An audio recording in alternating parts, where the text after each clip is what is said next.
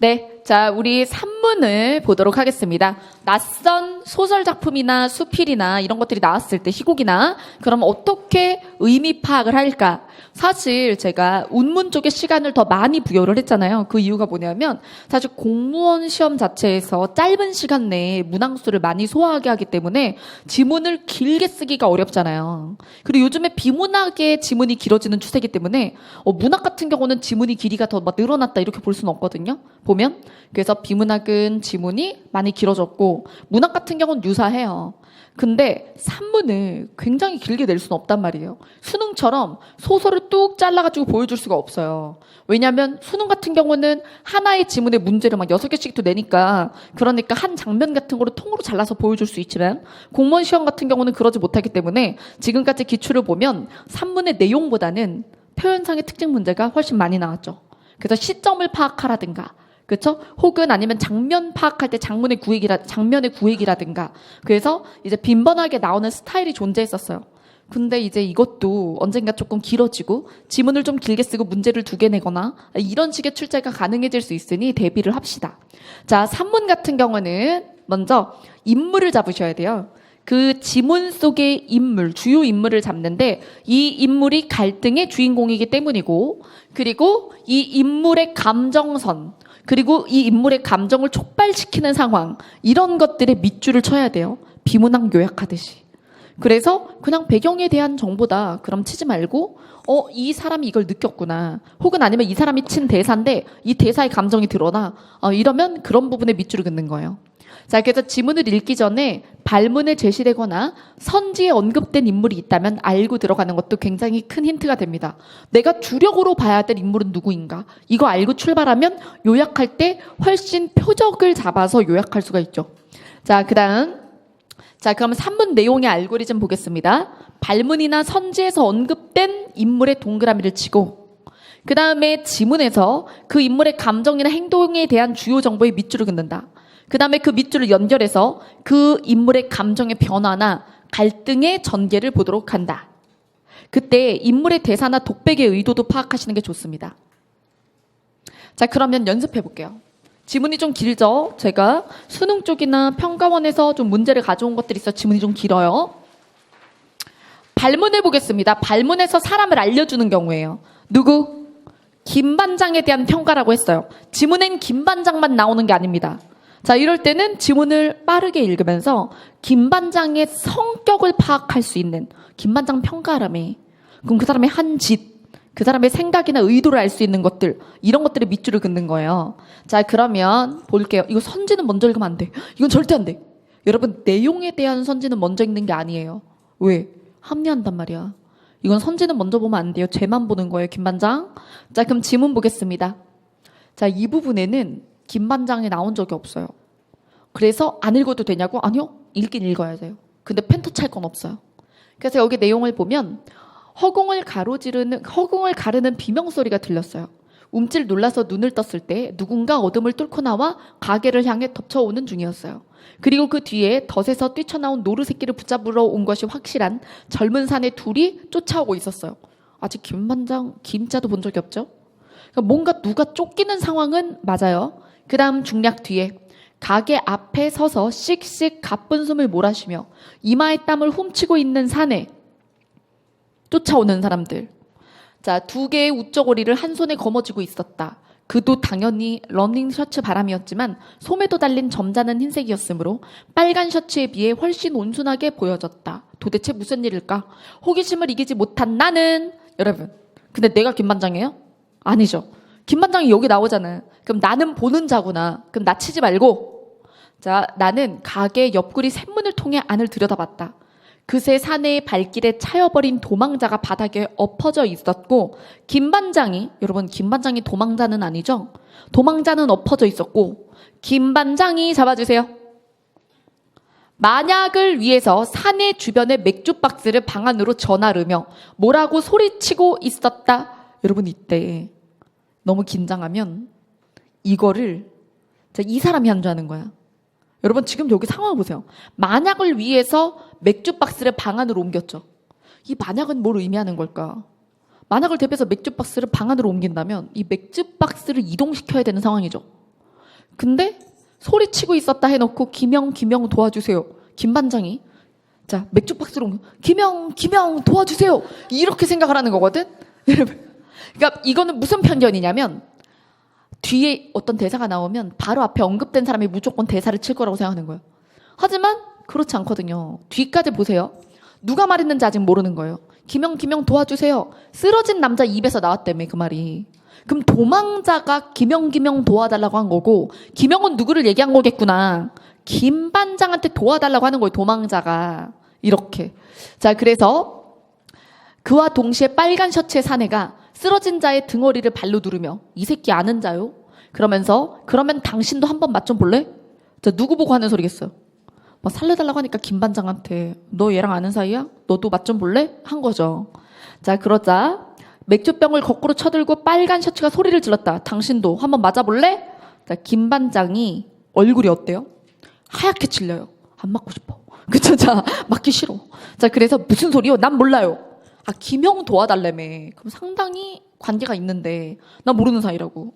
맞기 싫음. 그쵸? 자, 그래서 맞기 싫어요. 상관없는 일에 말려들고 싶지 않으니 나가서 싸우시오. 그럼 아까 전에 맥주병을 왜 옮겼을까?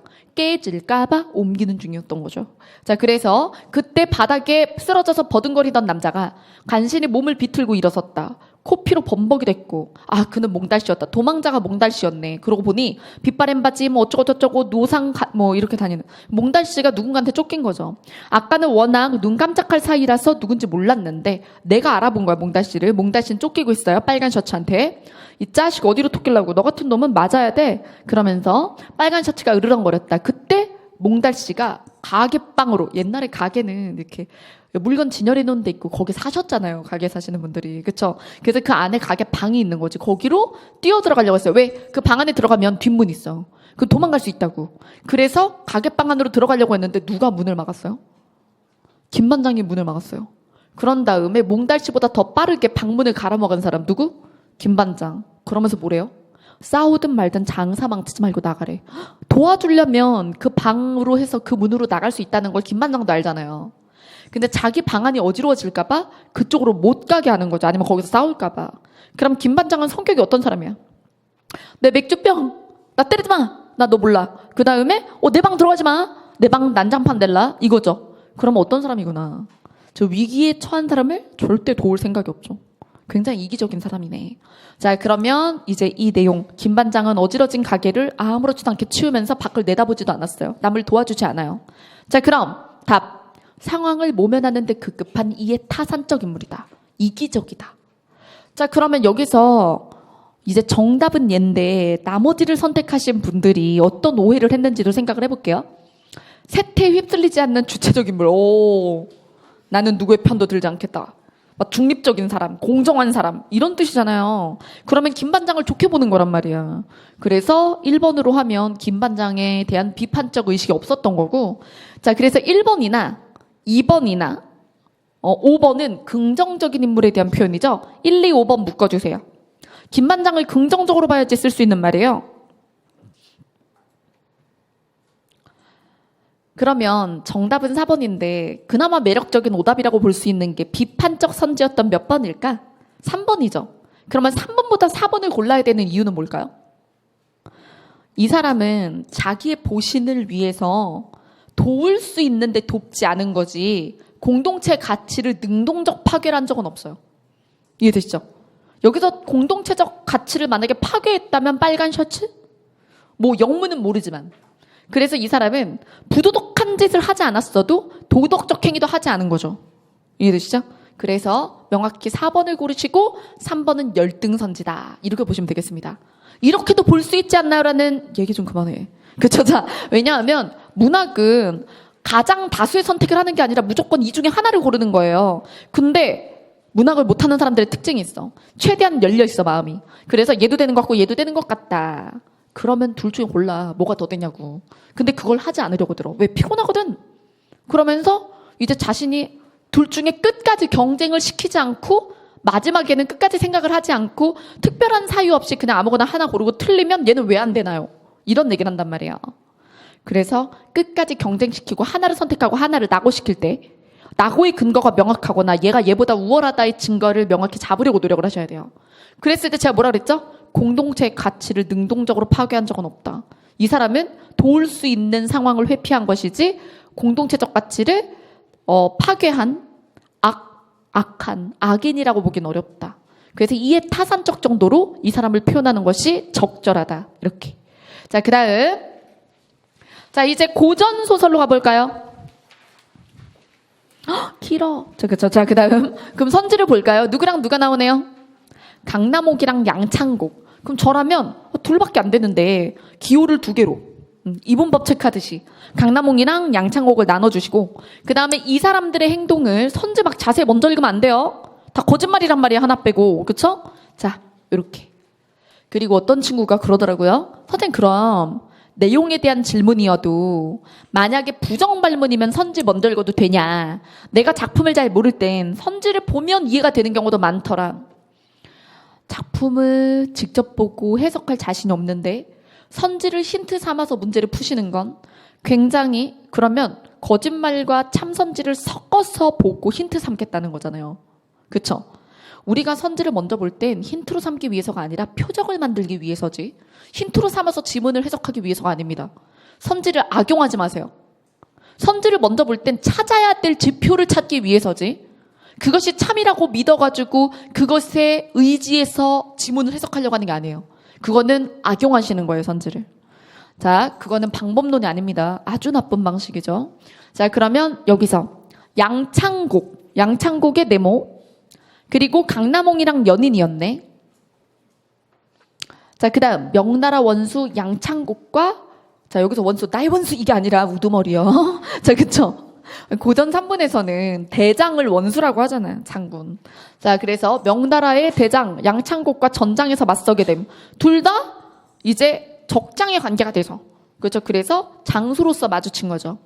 그 다음 강남홍이. 그러면 강남홍이 일단 먼저 나오고 화살을 쏘니 다른 사람들을 가쁘니 그쵸. 내쫓았죠. 뇌천풍이라는 장소도 나오는데 뇌천풍이 강남홍한테 뭐라 그러냐면 조그만 오랑캐 장수야. 아무래도 여자니까 몸집이 작았겠죠. 조그만 오랑캐 장수야. 작은 재주 믿고 무리에 굴지 말라. 그런 다음에 누구한테 달려들었다? 강남홍한테. 이때 얘가 강남홍이라는 건 요거 보면 아는 거죠. 그럼 조그만 오랑캐 장수야 하고 다른 애한테 달려드니? 그쵸. 자, 그러니까 앞뒤를 좀 같이 읽어줄래요? 그러니까 보자마자 아는 게 아니야. 뒤를 읽어 알지. 그쵸. 그러니까 펜터치가 읽자마자 치는 게 아니라 약간 엇박으로 앞뒤 보고 깨달았을 때 치고 이렇게 되는 거예요. 자, 그다음에 그때 달려들더니 호련히 몸을 솟구치며 말에서 떨어집니다. 어찌된 일인지 모르겠구나. 다음 해를 보시라. 이런 말투. 누구의 개입? 서술자가 지금 진행 보는 중이에요. 이게 어떻게 된 일일까? 다음 해를 보시라. 그런 다음에 자 엽전 받고 배가 고프다. 그쵸? 그러면서 그런 다음에 동전 받고 한 다음에 더 읽어주고 이랬죠. 그런 게 전기수잖아요. 자, 그다음 14회 옥필이는 자웅의 음료를 주고받으며 남자와 여자가 막 필이 그다음 검은 고의 아름다운 소린 끊어졌다 이어졌다 한다. 이게 어떤 제목이에요. 그 장에. 자, 그다음 여기 각설 자, 하여튼 한편 이런 식입니다. 자, 뇌천풍이 분기탱천하여 도끼를 휘두르며 누구에게 달려들었었죠? 아까 전에 달려들고 다시 달려드는 게 아니라 아까 전에 바로 앞에 그 장면을 자세하게 보여주는 거예요. 자, 그때 강남홍에게 덤벼들었지만 그녀는 어떻게 웃으며 태연히 웃으며 부용검을 들고 꼼짝도 하지 않았다. 아주 여유롭네요. 뇌천핑은 화가 나서 소리를 지르며 그러면서 달려들었다. 조그만 오랑캐 장수야 여기죠. 자, 그랬는데 어떻게 됐어요? 허공에 몸을 솟구쳤는데 자, 쨍그랑 하는 소리가 머리 위에서 들렸다. 그리고 투구가 딱 깨진 거죠. 그래서 뇌천풍이 황망하여 말에서 떨어졌다. 여러분, 이 하나의 문단이 아까 앞에서 나왔던 이 부분 한 문장. 그러고 다시 강남홍에게 달려들었는데 호련 몸을 솟구치며 말에서 떨어짐. 이게 여기. 자, 그러나 강남홍은 돌아보지 않고 칼을 거두었다. 죽일 수도 있었는데. 그러면서 뭐라 그래요? 원래 강남홍의 검법은 깊고 얕음이 있어서 투구만 탁 깨트리고 머리를 깨진 않아요. 그래서 살짝 겁을 주고 죽이진 않았다. 죽일 수도 있었지만 봐줬다 이거죠. 강남홍이. 자, 그다음 그러나 뇌천풍은 자기 머리 없음을 의심하니 있냐 없냐 뭐 이러면서 그쵸? 그러면서 도망갔다는 얘기예요. 자, 그다음 강남홍은 백운도사가 준 옥피리를 가지고 손상남과 연화봉으로 올라갔다. 멀리 명나라의 진영을 보고 아까 명나라 장수가 누구라 그랬죠? 양창곡이죠. 그럼 명나라 진영이 보이는데 멀리 높은 봉우리에 가서 피리를 불어서 그쪽에 들리게 하는 거죠. 근데 여기에 이제 뭔가 도술이나 이런 것들을 섞어서 보내면 어떻게 돼요? 다들 슬퍼하게 돼요. 그래서 전의가 상실되는 거예요. 명나라 군사들이 다 우울해졌어요. 그래서 군기가 문란해집니다. 자, 그러자 그쪽에 있었던 양창국의 부하 소유경이 깜짝 놀라서 자, 군중을 단속하게 하고, 근데 단속이 안 되는 거예요. 그래서 자러 들어갔던 양창국을 깨우러 갑니다. 그래서 양창국이 원수니까 대장 그러면서 자, 가서 알렸어요. 그때 마침 양창국은 병서를 베고 잠을 자려던 참이었습니다. 근데 꿈을 잠깐 꾼 거예요. 그래서 꿈을 꾸고 놀라서 깨어보니 꿈이었다. 자, 심중에 이상하게 생각하던 차에 이상하다. 그때 누가 뛰어들어와서 장군 큰일 났습니다. 무슨 피리 소리가 들리는데 군사들이 다 맥을 잃고 그렇죠. 그리고 싸우려는 의지를 다 잃어버렸습니다. 이렇게 얘기를 해서 나가봤더니 자, 어디서 들어본 거죠. 그 곡조를 양창국이 모르겠는가? 옛날에 강남홍이랑 연애할 때 서로 피리 소리를 주고받을 때 들었던 거죠. 이건 강남홍의 피리 소리, 그죠? 자, 그런 다음 자, 옛날에 장자방이 계명산에 올라 그러면서 고사를 인용하며 군사들의 처량한 마음을 진정하게 하겠다. 그런 다음에 양창국도 마주 불러요. 자, 그러자 어때요? 호방한 기운이 펼쳐지면서 다시 전쟁을 할 만한 기운을 얻었다. 이런 내용이 나오죠. 자, 그러면 제가 빠르게 한번 이렇게 줄여서 읽어드렸고요. 그럼 여기까지 읽었을 때 강남홍은 자신의 능력을 믿고 여유를 부렸던 부분은 봤어요. 언제? 뇌천풍이랑 싸울 때 태연이 웃으며 이 부분 있죠. 이건 정확히 근거가 있는데 근데 2번 명나라 진영에 잠입했어요? 아니면 높은 봉우리에서 바라봤어요? 바라봤거든. 자, 그 다음에 양창국은 꿈 내용을 대수롭지 않게 생각해서 이상하게 여겼어요. 이상하게 여겼죠. 그리고 스스로 영웅이라고 과시했나요? 이거 고르시는 분들이 있더라고요. 여러분 여기서 과시한 증거가 있어야 되는데 왜요? 지금 난리가 나서 피리를 불면 과시하는 거예요? 이거를 과시라고 생각하는 거는 자의적인 판단. 이 원래 원수잖아. 원래 대장이니까 해야 될 일을 한 거죠. 근데 뭐 예를 들어 난 뛰어난 인간이다. 내 피리 소리로 저딴 피리 소리 있다면 아무것도 아니야. 막 이러면서 자기 능력을 난 영웅이니 막 이렇게 하면서 얘기한 적도 없고 해야 될 일을 마땅히 해서 그 진압을 한 거잖아요. 그죠? 그래서 이건 영웅이라고 과시하고 있다라고 해석하는 거는 과도한 해석, 비약이죠.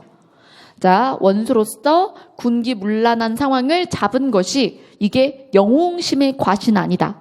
그 다음 5번 적이 습격할 것을 미리 알고 대처했다. 여러분 일단 적이 습격했나요? 이건 피리로 전의를 상실케 한 거지 적이 습격했다고 볼 수는 없죠. 그리고 미리 대처했나요? 이미 우울해지고 나서 대처했나요? 우울해지고 나서 처방을 한 거죠. 자, 그 다음 예제를 볼까요?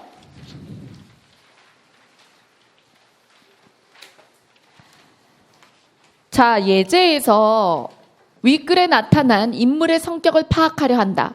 판단의 내용과 근거가 가장 적절한 것은 이라고 했습니다. 여러분 이럴 때 지금 인물이 여러 명이 나오는 거예요. 이거 표가 아니라 줄글로 써도 되죠. 뭐 예를 들어 이렇게 시골자는 어수룩하여 어쩌고 저쩌고 하다 이렇게 쓸 수도 있죠. 자, 어쨌든 얘는 표로 줬으니 되게 친절한 거예요. 그러면 나는 몇 명 정도 집중해서 봐야 된다. 3명. 주로 드릴 때가 많아요. 저는 오지선다를 줄이지 않은 거예요. 국회직은 여전히 오지선다거든. 그래서 평소에 오지선다로 공부하는 게 사지선다로 공부하는 것보다 어찌 보면 나중에 오지선다 문제 풀다가 나중에 사지선다면 훨씬 빨라진 자기를 느낄 수 있어요. 왜냐하면 판단의 횟수를 줄이기 때문에. 그래서 오지선다 시험을 볼 거면서 사지선다로 준비하는 것은 좀 뭐랄까 훈련량을 줄인 거라고 볼 수 있고 사지선다 시험 볼 건데 오지선다로 준비한 건 괜찮아요. 좋은 방식일 수 있고 더 빡세게 훈련한 거죠. 자, 그럼 여기서 셋. 시골자의 동행인 듯한 사람. 제가 그냥 시골자랑 시골자 동행은 좀 같은 색깔 줬는데 이게 우리가 시험 때 색깔 펜을 쓸 수는 없잖아요. 그러면 펜 하나를 가지고 주로 펜터치를 한단 말이야. 그럼 이분법 이상의 펜터치를 하기 어려워요. 그래서 제가 시골자의 동행은 시골자랑 같은 기호를 준 대신 둘의 차이점이 있다면 그때 치도록 한다. 이렇게. 자, 그럼 물론 이러더라고. 뭐 동그라미, 네모, 별표하면 되잖아요. 마음대로 해라. 진짜. 그래서 그러든가 괜찮아요. 근데 세 개면 정신이 없으니까. 자, 그래 촌에 들어가면 위험하지 않은가요? 조선에 처음 간다는 시골자가 입을 열었다. 자, 시골자의 동그라미. 이때 산문을 잘 못하시는 분들의 특징이 있어요. 대사를 누가 치는지를 몰라. 자, 그래서 그러니까 서술 부분이랑 대화 부분이 있으면 누가 말하고 누가 대답하는지를 잘 모르시더라고요. 그래서 그런 친구들한테 제가 뭐라 그러냐면 그러면 주요 인물에다 기호를 주고 대사 옆에다가 매번 기호를 주라고. 동그라미 가는 말인지 네모 가는 말인지 이거를 그렇게 훈련을 하다 보면 나중에는 앞뒤 읽어서 누가 이 말을 하고 누가 대답을 했는지를 눈치를 기를 수 있거든요. 근데 아무런 노력도 하지 않고 자기는 이 말을 얘가 한 줄 알았어요. 그러면서 실수인 것처럼 얘기하는 그 실수 아니야. 실력이야. 의사소통 능력에 문제가 있는 거야. 그쵸? 너무 세게 말했어. 죄송합니다. 자, 낯선 사람들도 있는데 미안. 자, 어쨌든. 그러니까 이게 뭐냐. 평소에 그런 훈련을 해. 실수한 게 아니야. 그런 실수는 잘 하지 않아, 원래 못하는 거야. 왜 이러지? 죄송해요. 자, 어쨌든. 너무 계속 폭행하고 있네? 팩트 폭행하고 있네. 어쨌든, 그러니까, 그러면 자기가 그런 실수를 자주 하는 사람이라는 거 알면 노력을 해야 될 거 아니에요. 노력이라는 게 좀 짧은 지문보다 긴 지문. 그럴 때는 수능 기출 같은 거 써도 돼요. 그러면 긴 지문을 보고 누가 말을 하고 있는 건지를 체크를 옆에다 희곡처럼 만드는 거지, 자기가. 그런 훈련이라도 해보고 그러면 실수가 개선되거든요. 근데 그런 시도를 안 하는 거죠. 물론 방법을 몰라서 그럴 수도 있고 아니면 이 지문만 내가 파악을 잘못한 거야 라고 생각할 수도 있지만 그러면 어떤 지문에서 실수를 했으면 다른 지문에서도 할 수 있는 실수가 열려 있다는 거거든요. 실수의 가능성이 열려 있는 사람이잖아. 아까 전에 뭐 맥주병을 옮기면서 김영 도와주세요 이런 거잖아. 그렇죠? 여기서도 누가 말하나 볼게요. 그래 촌에 들어가면 위험하지 않은가요? 시골자가 또다시 입을 벌렸다 해서 자 이게 시골자가 한 말일 수도 있고 이게 시골자가 한 말일 수도 있어요. 읽기 전에 모릅니다. 읽어야 알아요. 당연히 위니까 저게 위가 시골자겠죠. 이번엔 그랬는데 아닐 수도 있죠. 앞부분을 똑 잘랐으면 앞에 누군가 다른 사람이 있어서 어떤 말을 하고 시골자가 대답을 했을 수도 있는 거 아니에요. 그죠? 자, 그러면 막 따져. 아니 그럼 왜 이렇게 쓰는 거예요? 나한테 화를 내. 소설가가 그런 건데. 그렇죠? 그러니까 시골자가 얘를 얘기했는지 얘를 얘기했는지 더 봐야죠. 자, 보니까 어딜 가든지 조금 더 염려 없애다. 생번이라 해도 요번은 온순하고 가는 곳마다 순사의 헌병인데 손 하나 깜짝할 수 있나요? 그거 보면 데라우치상이 참 대단한 인물이야. 매우 감격한 모양이다. 누가 감격했을까? 아직도 모르는 거예요. 여러분, 제가 여기다가 체크해놨지만 이건 나중에 한 거예요. 여기까지 읽었을 때도 이게 무슨 상황이지야 사실. 그럼 여기까지 봐요. 그래 촌에 들어가서 할 게 뭐예요? 그러면 이 말을 한 사람이 그죠? 이 사람이 대답을 하고 이 말을 이 사람이 하죠. 누가 누군지 몰라도 아직. 그래 촌에 들어가서 할 게 뭐예요? 할 거 많죠. 어딜 가기로 굶어 죽겠소. 근데 요새 돈 딱 벌 게 있죠. 힘 안 들고. 이거 누가 하는 얘기? 어딜 가든 조금 더 염려 없애다. 이 사람이 이 대답했죠. 표독한 위인이 충동이는 수작이다. 자본도 안 들고 힘 안 들고. 그럼 여기서 이 서술자가 이 말을 한 사람과 요 말을 한 사람이 동일 인물인데 그 사람에 대해서 뭐라고 표현했어요? 표독한 사람. 그러면 서술자가 이 사람을 나쁘게 본다고. 그럼 누구를 충동인다고? 누구를 충동해요? 요 말 한 사람. 주로 묻는 사람을 충동질 한다는 거예요. 자, 그럼 그런 벌이가 어디 있어요? 촌뜨기 선생은 그 큰 눈을 더 동그랗게 뜨고 기대와 호기심을 가지고 그럼 기대와 호기심을 가지고 계속 물어보는 사람이 누구구나? 촌뜨기. 그쵸? 그러면 촌뜨기 선생이 요 말 시골자 촌뜨기 선생 같은 사람이죠. 그래서 시골자랑 촌뜨기 선생 연결 같은 사람을 다르게 표현하고 있죠. 이렇게 누가 말했나를 파악을 잘 못하시는 분들이 고전 산문을 본인이 못한다고들 생각하거든요. 근데 그게 고전 산문이라서 못하는 게 아니라 사람 한 사람을 표현하는 말을 여러 개 쓰는 게 고전 산문. 그러니까 현대 산문보다 더 한 사람에 대한 호칭을 여러 개를 써요. 낭자, 그리고 그 사람의 이름, 그녀, 이런 식으로 막 바꿔요, 계속. 그래서 고전 산문이 어렵다고 느낄 때가 많아요. 한자 어보다도. 여기서도 지금 시골자, 촌뜨기 선생. 왜요? 한번 해보시려고 그는 이렇게 충동거린다. 자, 표독한 위인이 누구예요? 그죠. 자, 그러면서 얼굴에 교활한 웃음을 띱니다. 이제 여기부터 파악이 됐으니 속도를 올리세요. 그래서 지문이 이렇게 있을 때 처음부터 끝까지 동일 속도로 읽는 게 아니라, 자, 여러분 산문은 자르는데 이유가 있어요. 소설 하나를 다 보여줄 순 없잖아. 그 문제를 출제한 의도에 따라서 커트를 할 거 아니에요, 지문을. 그러면 어느 부분이 제일 중요하고 어디서부터 출발할까? 필요 없는 부분을 보여주겠어요? 그럼 앞부분이랑 중략 바로 뒷부분이에요. 그리고 맨 끝. 맨 앞부터 맨 끝. 그러니까 여기서부터 출발하는 데 이유가 있고, 중략이 있으면 이 부분부터 다시 보여주는 데 이유가 있고, 그리고 여기까지 보여줘야 되는데 이유가 있어요. 이 세 구간이 정말 천천히 읽어야 되는 구간이고, 연결부 같은 경우는 내용 파악을 위한 부분일 때가 많죠. 자, 그다음에 여기 여전히 뱅글뱅글 웃으며 이 순실한 어머니 뱃속에서 나온 그대로 있는 듯한 촌뜨기를 꼬신다. 자, 그래서 제가 노란색과 연두색으로 나눠놨는데, 노란색이 시골자, 연두색이 그입니다. 자, 그다음 촌뜨기는 침이 괴어오는 것 같았다. 자, 그다음 오만한 태도로 호기만장인 사람도 내가 당신은 껴주지 이러면서 촌뜨기는 속으로 해 하는 기색이다. 자, 이러한 소리를 듣는 시골 걸자는 더욱 한층 호기심에 눈을 반짝인다. 그러나 그것을 토설치 않는 것은 나랑 주변에 있는 다른 사람들이 엿들을까봐 그러는 것 같기도 하고, 그 시골뜨기가 몸이 더 바싹 달아서 자기한테 넘어오길 바라서 그러는 것 같기도 하다라고 나는 생각합니다. 나는 그 두 사람의 대화를 보고 있는 사람이죠. 자, 그다음 이번에는 그 시골자의 동행인 듯한 사람. 그럼 이 사람은 시골자랑 다른가 볼까요? 그래, 그런 훌륭한 직업이 뭐요? 그러면 시골자랑 지금 마찬가지잖아요. 또 궁금해하잖아요. 자, 그래서 그자도 물속에서 문지르며 휙 돌아보더니 목소리를 낮추고 그게 말이요 하면서 조선인들을 잡아다 파는 거요 라고 얘기하고 교활한 웃음을 웃습니다. 누가요? 그자요. 자, 그다음 나머지들이 그래서 조선 농군들이 일을 잘합니까? 이러면서, 자, 잘하고 못하고나 아랑곳 있겠습니까마는 요보는 말을 잘 들어요. 막 이렇게 하면서, 자, 벌써 부하가 되었다는 듯이 득이만면하여 모집의 방법까지 그 비책까지 도도히 설명을 해주고 있다. 누가? 그자가. 그래서 그자가 시골자와 동행인 듯한 사람을 조선인들을 납치에다가, 그렇죠? 좋은 말로 꼬시든지 어쨌든지 간에 그냥 막노동자로 끌어가는 그 사업에 대해서 설명하고 있죠. 여기까지.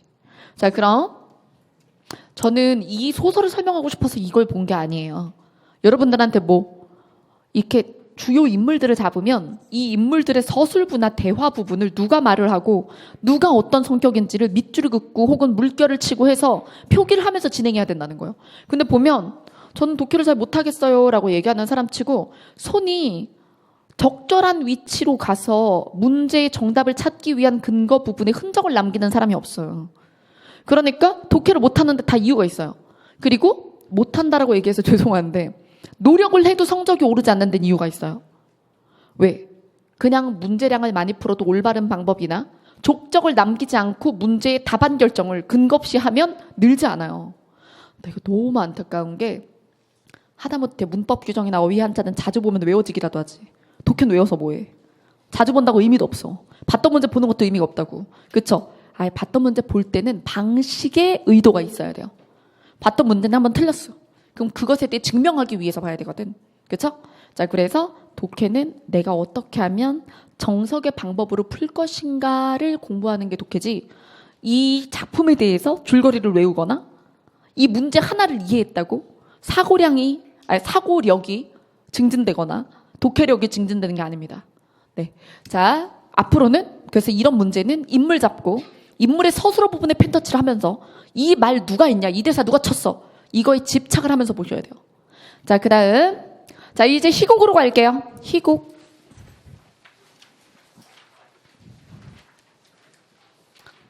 자, 지금 여기 사람 더 많죠? 제가 여기다 똑같은 기호 준 건 너무 많아서, 그렇죠? 너무 많아서 구획이 필요 없기 때문이에요. 이럴 때는 이 중에 몽땅 기억할 수 없으니까 그냥 홍 기자, 소장, 비서관, 기자들, 주치의, 그래서 요거보다는 오히려 뒤에 밑줄 그어놓은 거 보이세요? 이거를 밑줄을 그어두세요. 그래서 사람을 못 외워, 너무 많으면. 그래서 사실은 두세 사람 이상일 때는 사람은 못 외우거든요. 그리고 원래 지문, 공무원 시험의 지문은 엄청 길게 나오지 않기 때문에 사람이 3인 이상이기도 쉽지가 않아요. 예. 자, 그 다음에 홍 기자는 객관적 평가를 하느냐, 소장은 비판적 시각을 보여주냐, 비서관은 언론을 의식하냐, 기자들은 부담스러워하냐, 주치의는 소극적인가 한 다음에 이 중에 5개를 먼저 보셨잖아요. 4개나 5개를. 지문을 읽다가 한두 개라도 기억이 나면 좋은 거예요. 근데 기억이 전혀 안 났다. 지문을 읽을 때 이 선지 중에 이 선지의 근거 부분이 보여도 머릿속에서 이 선지를 전혀 떠올리지 못했다면 노력을 좀 더 하셔야 돼요. 그래서 처음에는 제가 봤을 때 한 2개 정도? 4개 선지 있으면 절반 정도는 기억들을 하시더라고요. 이게 일부러 외우려고 하는 게 아니라 지문을 읽다가 관련 부분이 나오면 그 선지가 떠올라요. 그렇게 되죠. 안 그러면 여러분 어떻게 되는지 아세요? 지문 읽고 얘 보고 지문 4번 읽어야 돼. 이 선지 하나하나를 찾기 위해서. 그럼 너무 오래 걸린다고. 그러니까 지문을 한 번 읽을 때 최대치로 일단 떠오르는 거 소거하고 그 다음에 떠오르지 않은 건 2바퀴 읽을 수밖에 없죠. 근데 우리는 그 바퀴수를 줄이기 위해서 선지를 먼저 보는 거예요. 자, 그럼 보겠습니다. 홍 기자가 말합니다. 여기는 동진광업소 사고 현장입니다. 이때 11명의 광부의 목숨을 앗은 광산사고. 자, 그 다음에 10하루째 지하 1,500m 아래 구출의 손길이 닿기를 애타게 기다리는 사람이 있어요. 김창호 씨. 지금 보시는 부분이 사고가 난 부분입니다. 먼저 김창호 씨 구조위원회 회장. 자, 그때 구조 현황을 알아보겠습니다. 여러분 되게 뭐랑 비슷해요? 터널이랑 비슷하잖아요. 하정우 씨 나왔던 터널이랑 비슷하죠. 자, 여기서 구경꾼들 막 이러는 잠깐 카메라가 도는데 구경꾼들이 와가지고 지금 사람이 갇혀 있는데 막 이러고 있는 거죠. 그 다음 소장이 에헴 국민 여러분 감사합니다. 그런 다음에 불철주야 노력을 하고 있습니다. 앞으로 구출 전망 어떻게 보시나요? 애초 예상과 달라서 힘들긴 한데요. 최선을 다하고 있습니다. 감사합니다. 자, 비서관, 수행원과 경찰 호의를 받으며 등장하는데 카메라에 포즈를 취합니다. 그죠? 여러분 이것 자체가 비서관이 어떤 거죠? 어떤 포즈 찍어 이렇게 하고 있는 거죠. 그럼 비서관 선지 보세요. 비서관 선지에서 현장에 등장하면서 언론을 의식한다. 어때요? 답 나왔죠. 적절한 거 찾기잖아. 그러면 답이죠. 답 나왔어요. 자, 벌써. 그래도 또 볼까요? 여기서 기자들이 막 그래요. 이 현지 주민들이 옥수수 감자를 삶아가지고 와서 김창호 씨를 꼭 구해달라고 하는데 눈물이 돌더군요. 이러면서 기자들이 막 엄청 이 인류애적인 상황에 감동을 받았어요.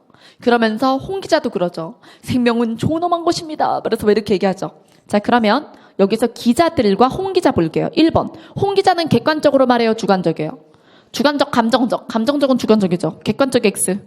4번. 부담스러워해요? 아니면 감동받아요? 감동받죠. 감자 옥수수를 쪄가지고 와서 막 이러잖아요. 그러니까 4번도 부담스러워한다 X. 자, 그 다음에 여기 보면 홍 기자가 막 생명은 위대한 것입니다. 그러다가 마지막에 뭐예요? 광고하죠? 화장품? 막 이렇게 하면서.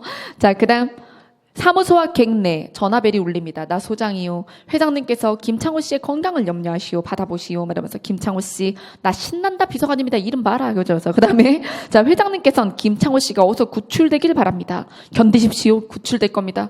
감사합니다. 근데 여기 뭐래요? 부족한 거 없습니까? 있으면. 그쵸? 있으면. 이게 약 올리는 것도 아니고 전혀 공감을 못하고 있는 거죠. 갇혀있는 사람한테. 그쵸? 자, 그 다음 기자회견 석상입니다. 김창호가 구출됐어요. 우린 여기서 주치의의 반응을 봐야 돼요. 자, 여기서 잠깐 기다려 주십시오. 시력이 악화돼서 카메라 플래시에 견디질 못합니다. 참으세요. 곧 끝납니다. 전 국민에게 김창호 씨를 알려야 합니다. 뭐라 그래요? 주치의가 알리세잖아. 자, 그러면 주치의는 기자회견에 대해 소극적이다, 적극적이다? 적극적이다. 5번의 소극적 X. 다 지워졌죠? 답안 3번. 확정. 끝. 자, 그 다음 연습 문제 볼게요.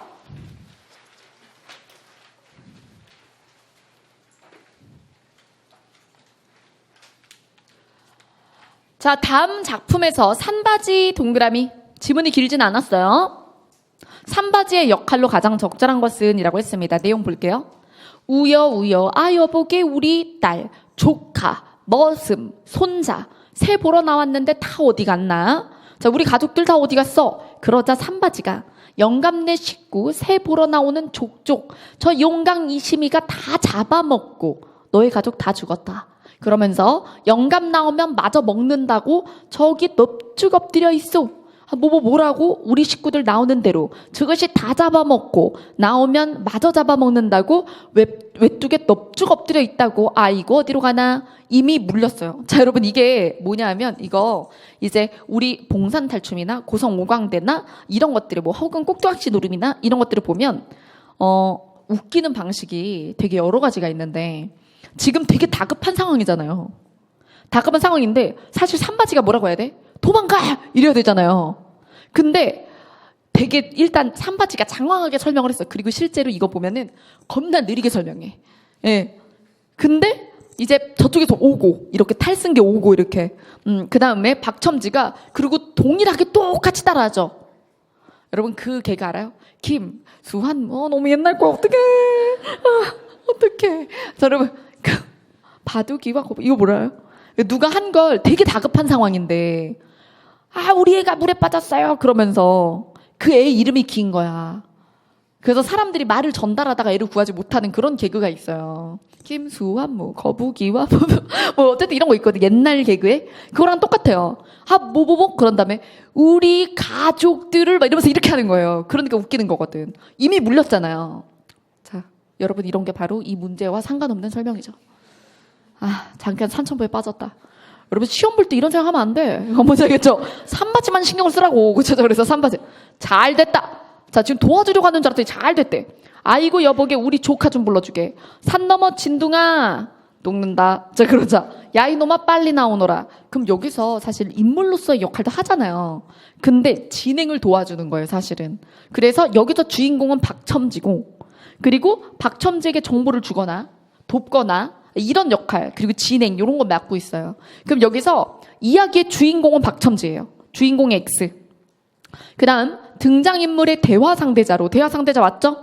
그리고 얘가 존재해야 누구도 불러오고 사건이 진행이 돼요. 답은 2번. 해설자의 입장에서 객관적 X. 잘됐다. 물렸네. 이러면서 이야기의 부수적 인물로 여기까지 솔깃해요. 근대적 성격이다. X. 물론 말뚝이나 혹은 산바지가 약간 투쟁적 천민일 때가 있지만 여기 이 지문에서는 알 수가 없어. 그렇죠? 그래서 증거가 확실한 걸 골라줘야죠. 2번. 자, 그다음.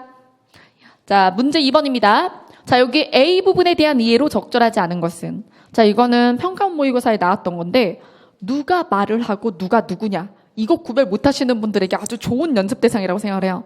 자, 그럼 볼까요? 원수가 묻길. 외방에 있은 지 벌써 11년이 되었다. 처형은 평안하시오? 라고 물어봤어요. 누가? 원수가 물어봤습니다. 그럼 이 말을 원수가 했죠? 원수가 바깥에 나돌아다녔대. 그런 다음에 처형이 편안하냐고 묻고 있어요. 그러면 처가댁의 식구에게 묻고 있는 거예요. 맞죠? 자, 그러자 설태수가 대답을 합니다. 그럼 설태수는 뭘 아는 사람? 처형의 안부, 원수의 처형의 안부를 아는 사람이죠? 자, 그래서 나는 비록 약한 남자이지만 펜 터치해볼까? 설태수가 나는 비록 약한 남자지만 조강지처를 무단히 버리지 아니하니 몸이 편하여 자녀를 갖추었어요. 형은 약한 부인을 버리고 지금 대답을 하고 있죠. 그럼 물어본 사람한테 대답하는 거죠. 그럼 형이 누구예요? 원수. 형은 약한 부인을 버리고 11년에 이르도록 한 번 편지도 붙이지 않았고 아까 11년 동안 외방에 있었다며. 자, 그래서 이제 몸이 으뜸 벼슬로 부귀영광 비길 곳이 없고 어진 덕과 넓은 덕을 추앙하지 않는 사람이 없으되 누구의? 이 사람. 형, 원수잖아요.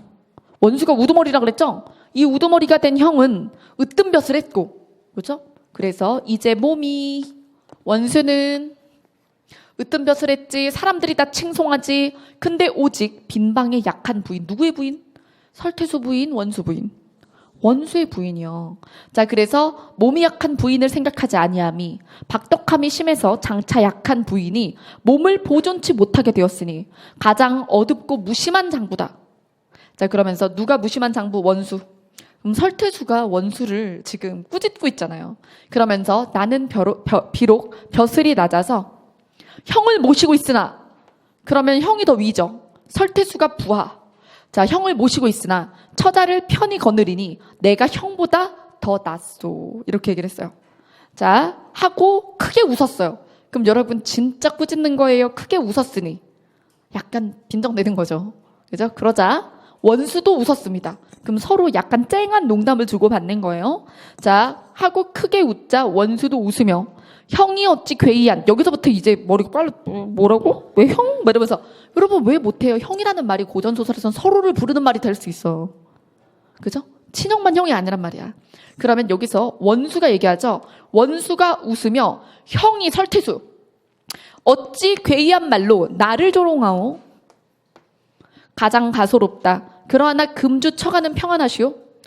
여러분 그래서 이게 처가가 평안하냐. 네 마누라 아프다고 이 새끼야. 그죠? 그래서 나는 오히려 여기서 원수가 진짜 무심하구나 아내한테. 그럼 내 아내 아픈 건 알았고 처형은 안녕하냐고. 계속 누구만 물어봐. 설태수 마누라 평안하냐고. 처가 안녕하냐고. 네 와이프 아프다고. 그쵸? 자, 어쨌든 여러분 이 지문의 부분에서 동그라미 네모 구별을 잘 해야죠. 근데 여기서 이들의 인물관계를 제대로 파악을 못하면 문제 풀기가 어려울 수 있죠. 처자식을 중시하는 태도 설태수. 설태수는 처자식을 중시하죠? 그 다음 어질고 넓은 상대방의 인품을 칭송했나요? 아니면 남들 보기에나 그렇지 집안 식구한테 모질다 이렇게 얘기하나요? 그래서 모질다고 뭐라고 하지. 너의 아내나 챙겨라. 아내가 아프다. 이렇게. 그래서 답은 2번. 처제를 안타깝게 생각한다. 그래서 여러분 아까 전에 처형이 안녕하냐 계속 물어보죠. 처가 사람이잖아요. 그러니까 자매가 있고 언니랑 결혼한 게 설태수. 그 다음에 동생이랑 결혼한 게 원수였던 거죠. 그러니까 처제라고 얘기하는 건 A의 발언을 한 설태수의 처제가 바로 원수의 아내이므로. 그래서 처제, 약한 부인이잖아요. 그래서 병든 처제를 안타깝게 생각하는 마음이 드러나 있습니다. 자, 그 다음 손윗사람으로서 집안 내에선 손윗사람이죠. 여러분 이게 군에서는 부하지만 집안 내에선 손윗사람이 맞죠. 언니와 결혼한 자니까 상대방의 잘못된 처신을 지적한다. 자, 그 다음 벼슬이 낮은데도 불구하고 자기 생각을 당당히 말하였다. 네. 자, 그래서 이제 이거는 뭐가 제일 중요했던 문제? 관계 파악. 자, 그 다음 3번입니다. 주인 사내가 보는 사냥의 의미를 가장 적절히 풀이한 것은 이라고 했습니다. 자, 여기 내용을 한번 보죠. 10여 년 안에 그러면서 안땡내는 임신을 하였다. 자, 그러면서 잠시만요. 이제 글자가 너무 작으면 잘 안 보여. 자, 그 다음에 10여 년 만에 안땡내는 임신을 하였다. 마침 주인 사내가, 자, 주인 사내 동그라미. 자, 발문에서 주인 사내라고 했으니까 주인 사내가 포수라서, 포수네요? 밑줄? 주인 사내는 포수. 태중에 좋다는 노르나 사슴피를 먹여보리라 라고 생각했어요. 자기 아내였던 거지. 안땡내는 주인 사내의 아내. 다음 날로 큰 노루 한 마리를 잡았어요. 산까지 따라 나선 아내는 남편의 가슴을 찔러 참대롱을 주는 대로 빨아삼켰어요. 먹으라니까. 아기한테 좋다니까. 노루가 짓눌려 가슴 찔러서 애처로운 비명을 질러대는 것이 안 됐지만 태아를 위한 것이니 라고 생각하고 괜찮았다. 피먹기를 마치자 몰입꾼들이 노루를 떠매어가지고 마을로 내려왔다. 노루고기로 술을 먹게 됐다고 뒤숭거렸다. 한 사람이 노루의 배를 가르다가 소리를 질렀다. 새끼가 들어있다고. 여러분 지금 표정. 노루 피먹기 땐 그런 표정 안 했잖아요. 그쵸? 맞아. 안타까운 거지. 얘도 어미노루였던 거죠. 그러니까 임신해서 뱃속의 아이한테 좋다고 임신한 노루의 피를 먹은 거죠. 자, 그리고는 안죽감이 더 생겼다고 떠들었다. 그러면 그 노루 배 안에 있는 그 태중의 노루까지도 안죽감이라고 하는 거죠. 자, 이때 아내는 방 안에 있었다. 밖에 떠드는 소리가 모두 들렸다. 그녀는 토하기 시작했다. 거북하지. 어미 노루의 것을 뭔가 그러면 새끼랑 같이 죽였다는 그런. 그래서 그녀는 토하기 시작했다. 피 같은 게 나왔다. 그 다음에 먹은 것보다 더 많이 토하는 느낌이 들었다는 거죠. 자, 여기서는 약간 그 주인 사내의 아내가 굉장히 이제 역함을 느끼고 죄책감을 느꼈다는 걸 볼 수 있어요. 토한다는 건 그 죄책감에 대한 표현이죠. 자, 그 다음 우리 집사람은 아직도 못 놓는 걸 내가 사냥해서 그런 줄 압니다. 여러분 중략 사이에 무슨 일이 있었는지 우린 모르죠. 근데 여기부터 출발하는 데는 이유가 있다 그랬죠. 자, 이 얘기는 누가 했어요? 나는 짐작할 수 있었다. 저번에 내가 요새도 사냥 나가느냐고 했을 때 주인 사내가 놀라는 빛으로 당황했다. 그럼 여러분 지금 이 말을 한 사람은 누구예요? 나예요, 주인 사내요. 주인 사내가 우리 집사람은 안 땡네. 아직도 지가 알을 못 놓는 걸 그때 어쨌든 피를 막 토하고 유산했을 거라는 걸 추론할 수 있죠. 그래서 지가 알을 못 놓는 걸 내가 그러니까 살생을 해서 그래서 자기가 뭔가 재앙을 입어서 아이를 못 낳는 줄 안다. 근데 이거에 만약에 동의를 한다면 이렇게 말했겠죠. 제가 살생을 해서 아내가 아이를 못 낳지요. 이렇게 말했겠죠. 근데 쥐 아 못 놓는 걸 내 탓합니다. 이렇게 얘기하면 동의한다 못한다? 못하는 거죠. 아내의 생각에 동의하지 못하고요. 자, 주인 사내가 깜짝 놀랐던 거 뭐예요? 지금 마누 앞에서 사냥 다니는 거 몰래 다니고 있을 거 아니야. 근데 요즘도 사냥하시오? 그랬을 때 이렇게 아내가 들을까 봐 깜짝 놀란 거죠. 자, 그다음 한창 이야기에 열중했을 때 자기도 모르게 총질하는 신용까지 했던 건 여전히 하고 싶은 거예요. 사냥에 당기는 거죠. 자, 그래서 그만 내 말에 퍼뜩 정신 들어서 자기가 지나쳤음을 깨달았다. 그래서 아내를 생각하면 사냥을 하지 말아야 되는데 근데 진심으로는 자신의 불행이 자신의 사냥과 상관없다고 생각하기 때문에 그래서 사냥을 여전히 하고 싶고 그렇죠? 그래서 아내에 대해서 저 답답한 사람이라고 생각한다는 걸 알 수 있어요. 자, 그러면 주인 사내는 사냥을 어떻게 생각해요? 상관없다. 그러니까 불임과 상관없는 그러니까 나의 취미고 그리고 먹는 것을 찾는 그래서 지극히 실용적인 행위 이렇게 생각하고 있는 거예요. 도덕과 관련시키지 않아요. 자, 그러면 1번부터 4번에 도덕적 혹은 죄책감 같은 걸 느끼지 않는다와 관련된 걸 찾으시면 돼요.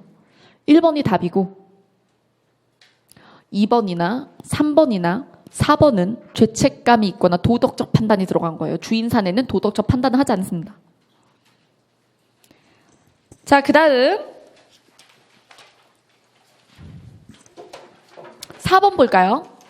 자, 기억의 화자에게 니은을 지닌 승상이 할 말이라고 했습니다. 부분제시죠? 여러분 부분제시는 중간에 풀면 된다 안 된다? 안 된다. 이 제시된 장면 다 보고 풀게요. 자, 그럼 보겠습니다. 나무 베는 아이가 그늘을 의지하여 잠이 들었어요. 보니까 검은 때가 줄줄 흐르지만 그중 은은한 기품. 여러분 그러면 지금 나무 베는 아이의 동그라미 나무 베는 아이 검은 때가 줄줄 하지만 은은한 기품이 있어요.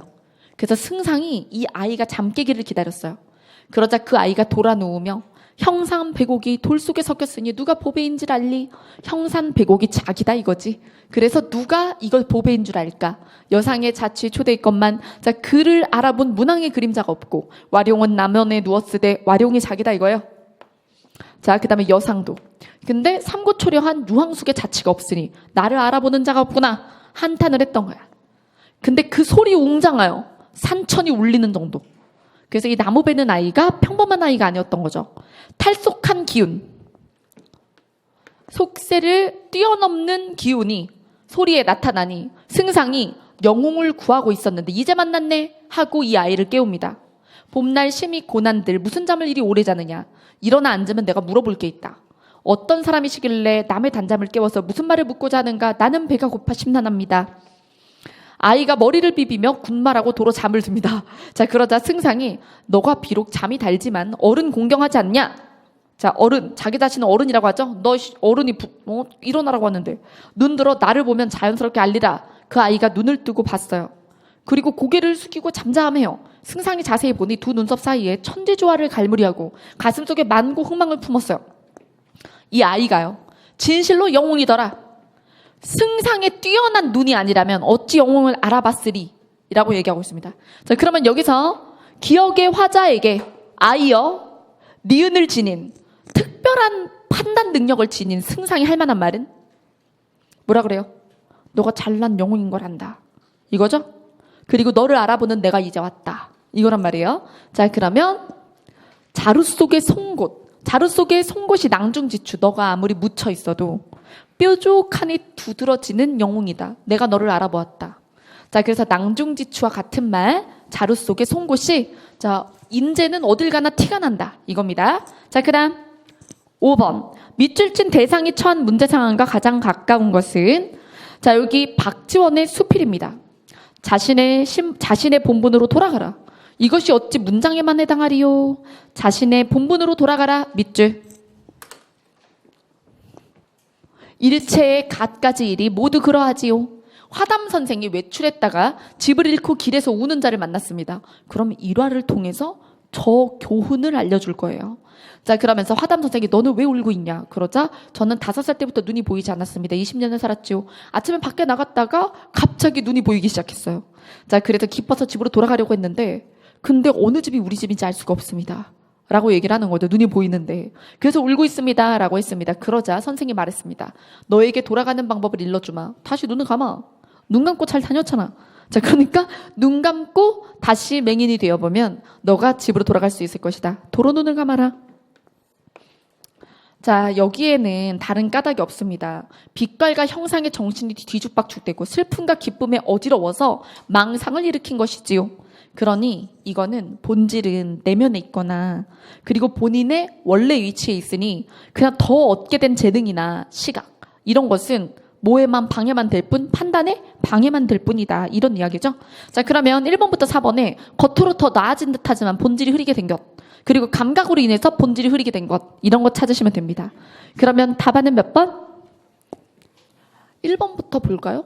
물에서 노는 물고기는 물을 보지 못한다.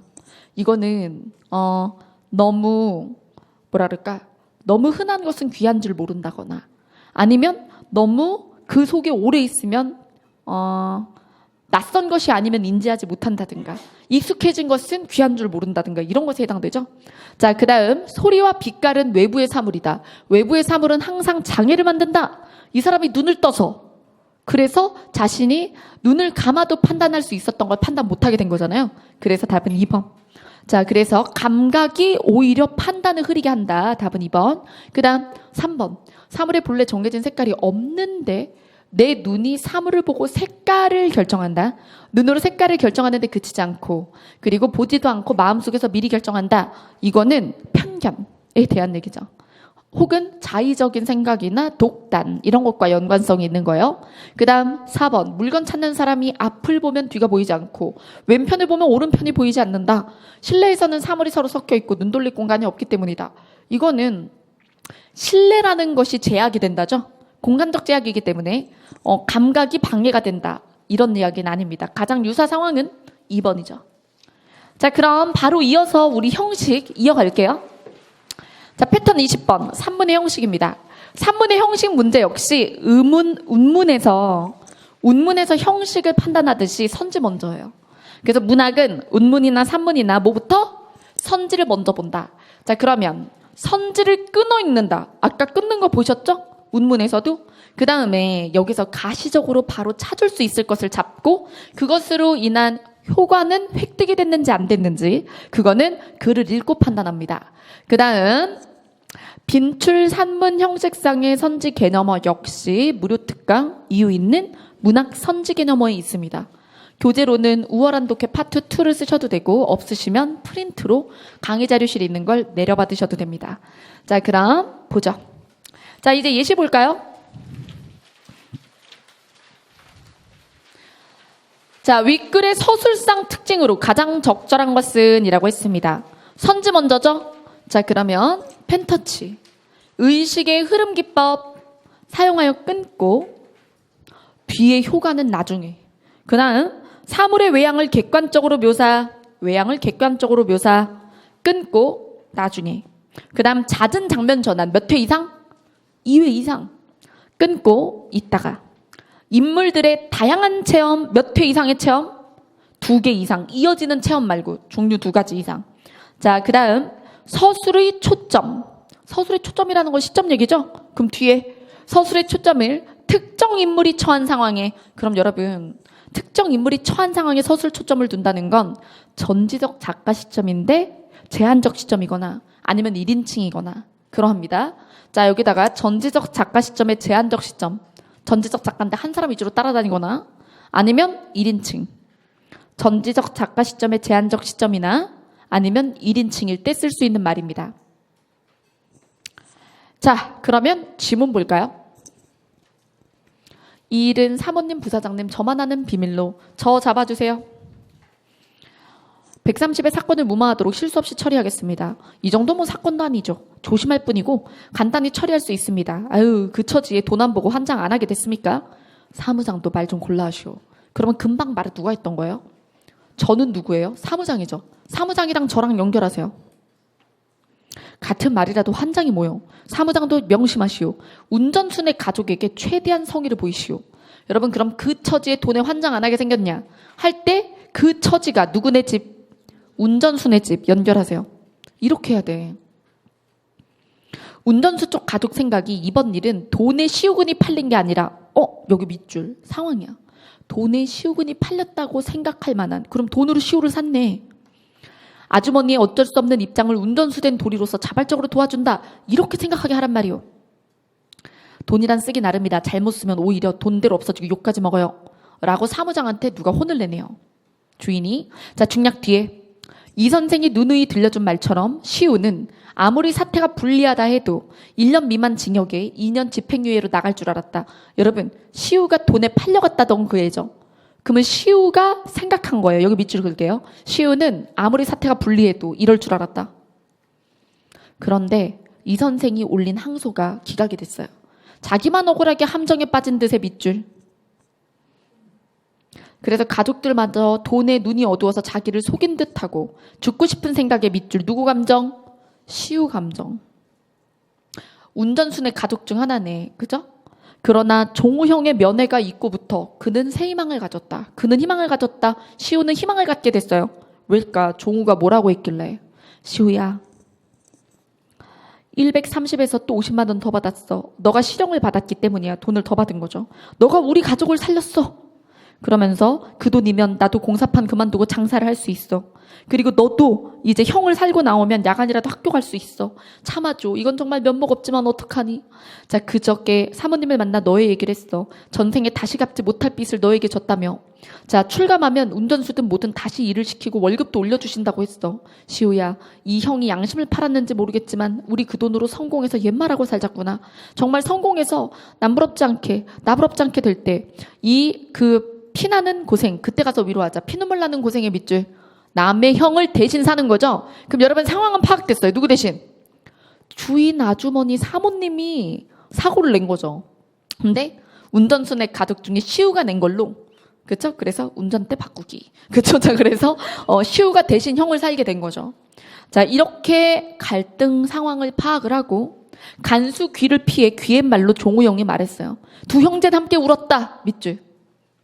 시우는 형을 보고 철창 사이로 굳게 잡은 형의 억센 손이 떨릴 때 시우는 몇 달 참기로, 무슨 일이 있더라도 감옥 생활을 이겨내기로 밑줄. 시우의 감정. 오늘 아침 넉 달 동안 집 안방과 다를 바 없는 안착지로 떠나게 되자 마음이 설레 아침밥도 거르고 그게 공복과 더불어 한기를 가중시켰다. 시우는 떨면서 중얼거렸다. 약해지면 안 된다고, 정말부터 안 된다고까지는 시우의 내면 생각이죠. 눈이 오면 날씨가 포근한데 왜 이렇게 차다냐, 이렇게 하면서 다른 죄수들이 말을 합니다. 도란도란 입김으로 나누는 말소리가 시우의 귀에 닿았다. 몇 명이 같은 감방에 있게 될지 아니면 뿔뿔이 흩어질지 모르는 다정한 얼굴들을 눈여겨보았다. 시우 눈엔 다정해요. 감방 동기들이니까. 강도, 절도, 사기, 살인 각각 이맛박에 눈에 띄지 않는 편말을 붙이고 그들은 겨울잠을 즐기는 두더지꼴로 엉켜 있었다. 젊은 친구 이리 와, 거기 더 추울걸. 개팔자를 이야기한 죄수가 떨어져 앉은 시우에게 말을 던졌다. 그는 토지사기 범이었다. 시우는 빙긋 웃어 보이곤 그 다음에 쇠창살 밖으로 눈을 주었다. 시우는 산타클로스 무자가 생각났다. 그러면서 시우의 속생각이죠. 그리고 꿈을 꿔요. 나중에 이래야지, 무슨 가게를 차려야지, 교복도 입어야지, 을숙이는 막 이렇게 하면서 가족의 미래를 상상합니다. 철창을 올려다보던 시우가 갑자기 웃었어요. 시우가 갑자기 웃자 옆에 있던 죄수들이 뭐래요? 아이고, 저게 웃는 거요? 그러면서 그러니까 기괴한 웃음을 웃은 거죠. 자, 여러분, 여기서 사모님도 나오고 사무장도 나오고 그랬지만 주인공이 누구예요? 시우죠. 그리고 내면의 생각은 누구밖에 안 나와요? 시우 속 생각밖에 안 나요. 나머지는 다른 사람들은 대사로 드러나지 속으로 무슨 생각하는지는 시우밖에 안 나와요. 그럼 답안이 몇 번일까요? 여러분, 여기서 1번은 왜 안 되냐면 의식의 흐름 기법이라고 했는데, 의식의 흐름 기법이 되려면 시우의 머릿속으로 진행이 되면서, 물론 시우에게만 집중한 건 맞는데 시우의 의식을 따라가서 일반적인 소설의 특징인 서사성이 훼손이 돼야 돼요. 예를 들어 역순행을 한다든가, 아니면 사건이 하나가 아니라 단일한 사건에 대해서 하지 않고 이 얘기 저 얘기를 막 중구난방으로 한다든가. 그래서 갈등의 통일성이 유지되지 않거나, 역순행, 시간이 막 과거로 돌아갔다가 현재로 왔다가 미래를 상상했다 난리를 치거나인데 여기서 의식의 흐름 기법을 사용하여 이 부분은 뒷부분에 대해서는 오를 할 수 있어요. 뒷부분에 맨 마지막 부분에 시우가 미래를 상상하는 부분 있죠. 시우가 미래 상상하는 부분, 그 부분은 부분적으로 의식의 흐름 기법인데 전체적으로 봤을 때 전체를 다 의식의 흐름으로 잡을 수는 없어요. 뿐만 아니라 의식의 흐름 기법은 무의식을 드러낼 수가 있어요. 의식을 따라간다니까? 무의식이 아니고, 그쵸? 그래서 뒷절에도 X. 지문에서 일부를 의식의 흐름 기법으로 볼 수 있으나 전체적으로는 볼 수 없고, 그 다음에 의식의 흐름 기법으로는 무의식을 드러낼 수 없다. 그 다음 2번. 사물의 외양을 묘사한 적, 시우가 어떻게 생겼는지 묘사한 적 없어요. 종우형. 까맣게 탄 종우형. 근데 그걸 객관적으로 묘사했어요. 시우의 시선으로 연민으로 왔어요. 시우의 시선으로 안타깝게 보죠. 그래, 형을 위해서, 가족을 위해서 희생하자. 자, 긴박한 분위기도 여기서 X. 잦은 장면 전환이라고 하면 시간이나 공간이 바뀌는 걸 이야기해요.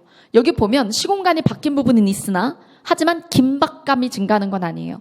시공간의 전환으로 긴박감이 증가하려면 어때야 되냐면 2번 이상의 전환으로 사건이 가속이 붙어야 돼. 하나의 사건에 대한 진술이 시공간을 바꾸면서 일어나야 되는 거죠. 자, 그 다음에 인물들의 다양한 체험이라고 했는데 여러 명의 어떤 경험을 옴니버스나 피카레스크식으로 이야기한 게 아니라 자, 전지적 작가 시점에 제한적 시점을 써서 전지전능한 작가가 근데 시우의 속마음만 파고들어요. 그래서 답은 몇 번이다? 5번이다. 자, 그 다음 자, 무정을 보도록 하겠습니다. 자, 선지 볼까요? 1번 보수적 관점 끊고 그 다음 2번 비유법과 열거법은 각각 나와야 되거든. 비유법의 밑줄 끊고 열거법의 밑줄 끊고 주제의식이지. 근데 찾아야 되는 거 일단 2가지 법칙. 그 다음 3번 소리와 관련된 다양한 소재 2개 이상의 소재. 그 다음에 4번 서술자의 적극적 개입.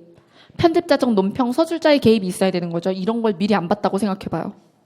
이거 미리 안 보면 지문을 한번 보고 바로 결정을 못해서 지문을 계속 뒤집어서 다시 봐야 되죠. 그래서 우리가 실제 정확도와 속도가 모두 중요한 이 상황에는 어떻게 해야 돼요? 지문을 반복해서 보는 걸 최소로 줄여야 돼. 그죠? 최대로 줄여야 최소가 되죠. 나 왜 이래 말. 자, 어쨌든 덜 봐야죠.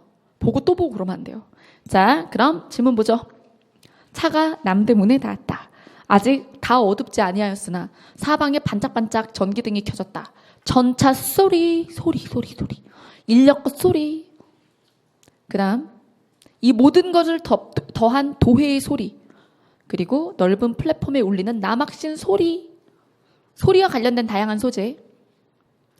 자, 이것이 문명의 소리래요. 문명의 소리의 동그라미. 그럼 앞에 열거된 것들이 다양한 소재들, 소리로 변화한 시대를 보여준다. 문명의 소리다. 그럼 몇 번 선지 속어? 3번 속어. 그 다음에 흰옷 입은 사람들의 네모. 여러분, 이 흰옷 입은 사람들이 뭘 의미하는 걸까요? 우리 민족이요. 배그민족. 그래서 흰옷 입은 사람들은 환유법이에요. 그래서 비유 중에 인접성의 원리를 사용하는 비유가 있어요. 부분을 가지고 전체를 표현하면 제유. 그리고 인접성을 가지고 비유를 하면 환유라고 해요. 흰옷 입은 사람들로 우리의 민족을 표현하는 것은 환유법입니다. 환유. 이런 거 모르면 어딜 봐야 된다 그랬어요. 이유 있는 문학 선제 개념이요. 이 시간에 이걸 할 수는 없음. 자, 그다음 그래서 환유니까 비유 있죠? 그리고 아까 열거 나왔죠? 소리 열거 했잖아요. 그리고 문명을 살아가는 우리 민족이니까 그래서 주제와 관련된 이야기라고 볼 수 있고 열거 뒷부분에 또 있어요. 그네들은 이 소리를 들을 줄 알고 듣고 기뻐할 줄 알고 마침내 제 손으로 이 소리를 내도록 되어야 한다. 이것도 열거죠. 이 부분이 오히려 주제에 더 가깝네. 소리보다. 열거되어 있는 해야 한다. 자, 그리고 알아야 되는데 이 뜻 아는 자가 별로 없다 해서 안타까움을 드러내죠. 세상이 이렇게 변했는데 이걸 왜 모르는가? 마지막 부분. 자, 그럼 여러분 보수적 관점에서 비판해요? 진보적 관점에서 보수성을 비판하죠. 왜 진보하지 않는가? 이거죠. 그럼 적절하지 않은 거 답안은 몇 번? 1번. 제가 선지에 대한 분석은 밑에다가 자세히 해놨어요, 또. 그 다음. 자, 예제 보겠습니다.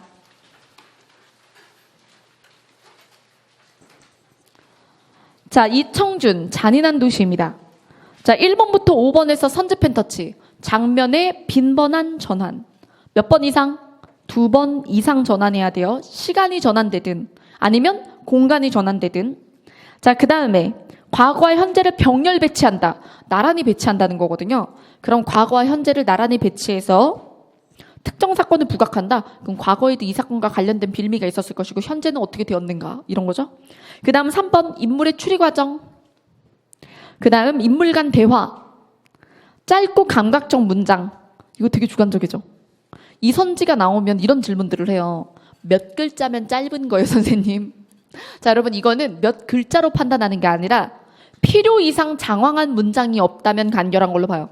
그러니까 혼문장으로 설명하면 될 걸 과도하게 이어서 문장을 읽기에 난해하게 만들거나 너무 장황하게 하거나 일부러 늘어뜨리려고 했다는 의도가 있는 부분이 없다면 짧고 간결하다는 충족이 됩니다. 그래서 오히려 반대를 부정함으로써 입증하세요. 5번은. 자, 그럼 지문 볼게요.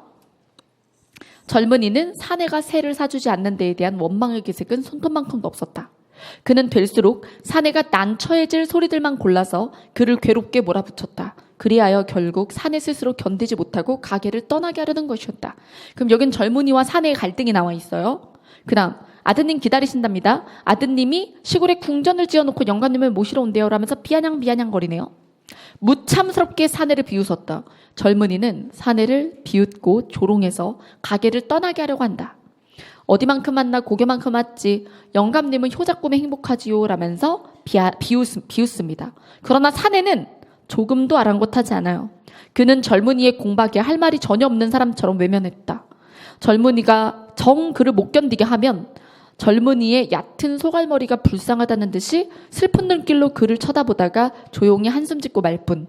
그럼 여러분 이들의 갈등 상황에서 누가 일방적으로 괴롭히고 있어요? 젊은이가 사내를 일방적으로 괴롭히고 있습니다. 자, 그 다음 하면서도 사내는 좀처럼 젊은이의 가게를 떠나지 않았어. 이렇게 무시하는데. 자, 여기서 그는 젊은이의 버릇없는 공박 따위로 가게를 떠날 사람이 아니었어요. 할 일이 남아있었거든요. 할 일은 뭘까? 녀석들에게 모두 새를 사주어야 한다. 그래도 녀석들에게 빠짐없이 모두 한 마리씩 새를 살 수 있어야 한다. 그는 아직도 가막소 깜빵 안에 있는 친구들을 절대로 잊어서 안 된다고 생각했다. 그러면 그 녀석들에게 한 마리씩의 새라고 했죠? 자, 그러면 새를 사서 뭐 어디로 보내는 거야? 가막소로 보내는 거야? 라고 생각할 수 있는데 더 읽으셔야 돼요. 자, 여기서 그 가엾은 친구들을 위해 새를 사지 않으면 이곳을 떠날 수 없다고 다짐했습니다. 그러면 그 친구들을 위해서 새를 사는 행위 때문에 여기 붙잡혀 있다는 거죠? 자, 지금 그저 당장 새를 사는 일이 달갑지 않게 여겨지고 있어요. 왜냐하면 자, 여기 새를 사더라도 전날처럼 즐겁지 않았어요. 새를 사면 즐거웠어. 거기 감방에 있는 친구들을 위해서 사는 거라고 생각했기 때문에. 근데 하지만 사내는 그것도 그저 빌어먹을 악몽 때문이라고 자신을 변명했다. 밤마다 그를 괴롭혀대고 있는 빗줄기. 자, 그 꿈만 꾸지 않으면 회복이 될 거라고 생각을 했어요. 도대체 새들이 낙엽처럼 빛을 맞고 떨어져 내리는 악몽이 계속되고 있어요. 자, 그래서 그 빌어먹을 새들이 어째서 이 공원의 숲을 떠나지 않고 자꾸 잡혀오는지 여기서 이 사람이 새를 사서 풀어주는 걸 좋아해. 이 갇혀있는 새들 있죠. 새를 파는 곳이에요. 그러면 이 새를 풀어줘서 방생하고 싶은 거죠. 방생할 때마다 그게 상징적 행위야. 자유를 추구하는 새를 한 마리씩 만드는 것에서 쾌감을 느끼고 있어요. 근데 그러니까 풀어준 새가 다시 잡혀오는 거예요. 다시 잡혀오고. 그래서 너무 우라통이 터지는 거지. 놓아줬는데 왜 다시 잡히는가.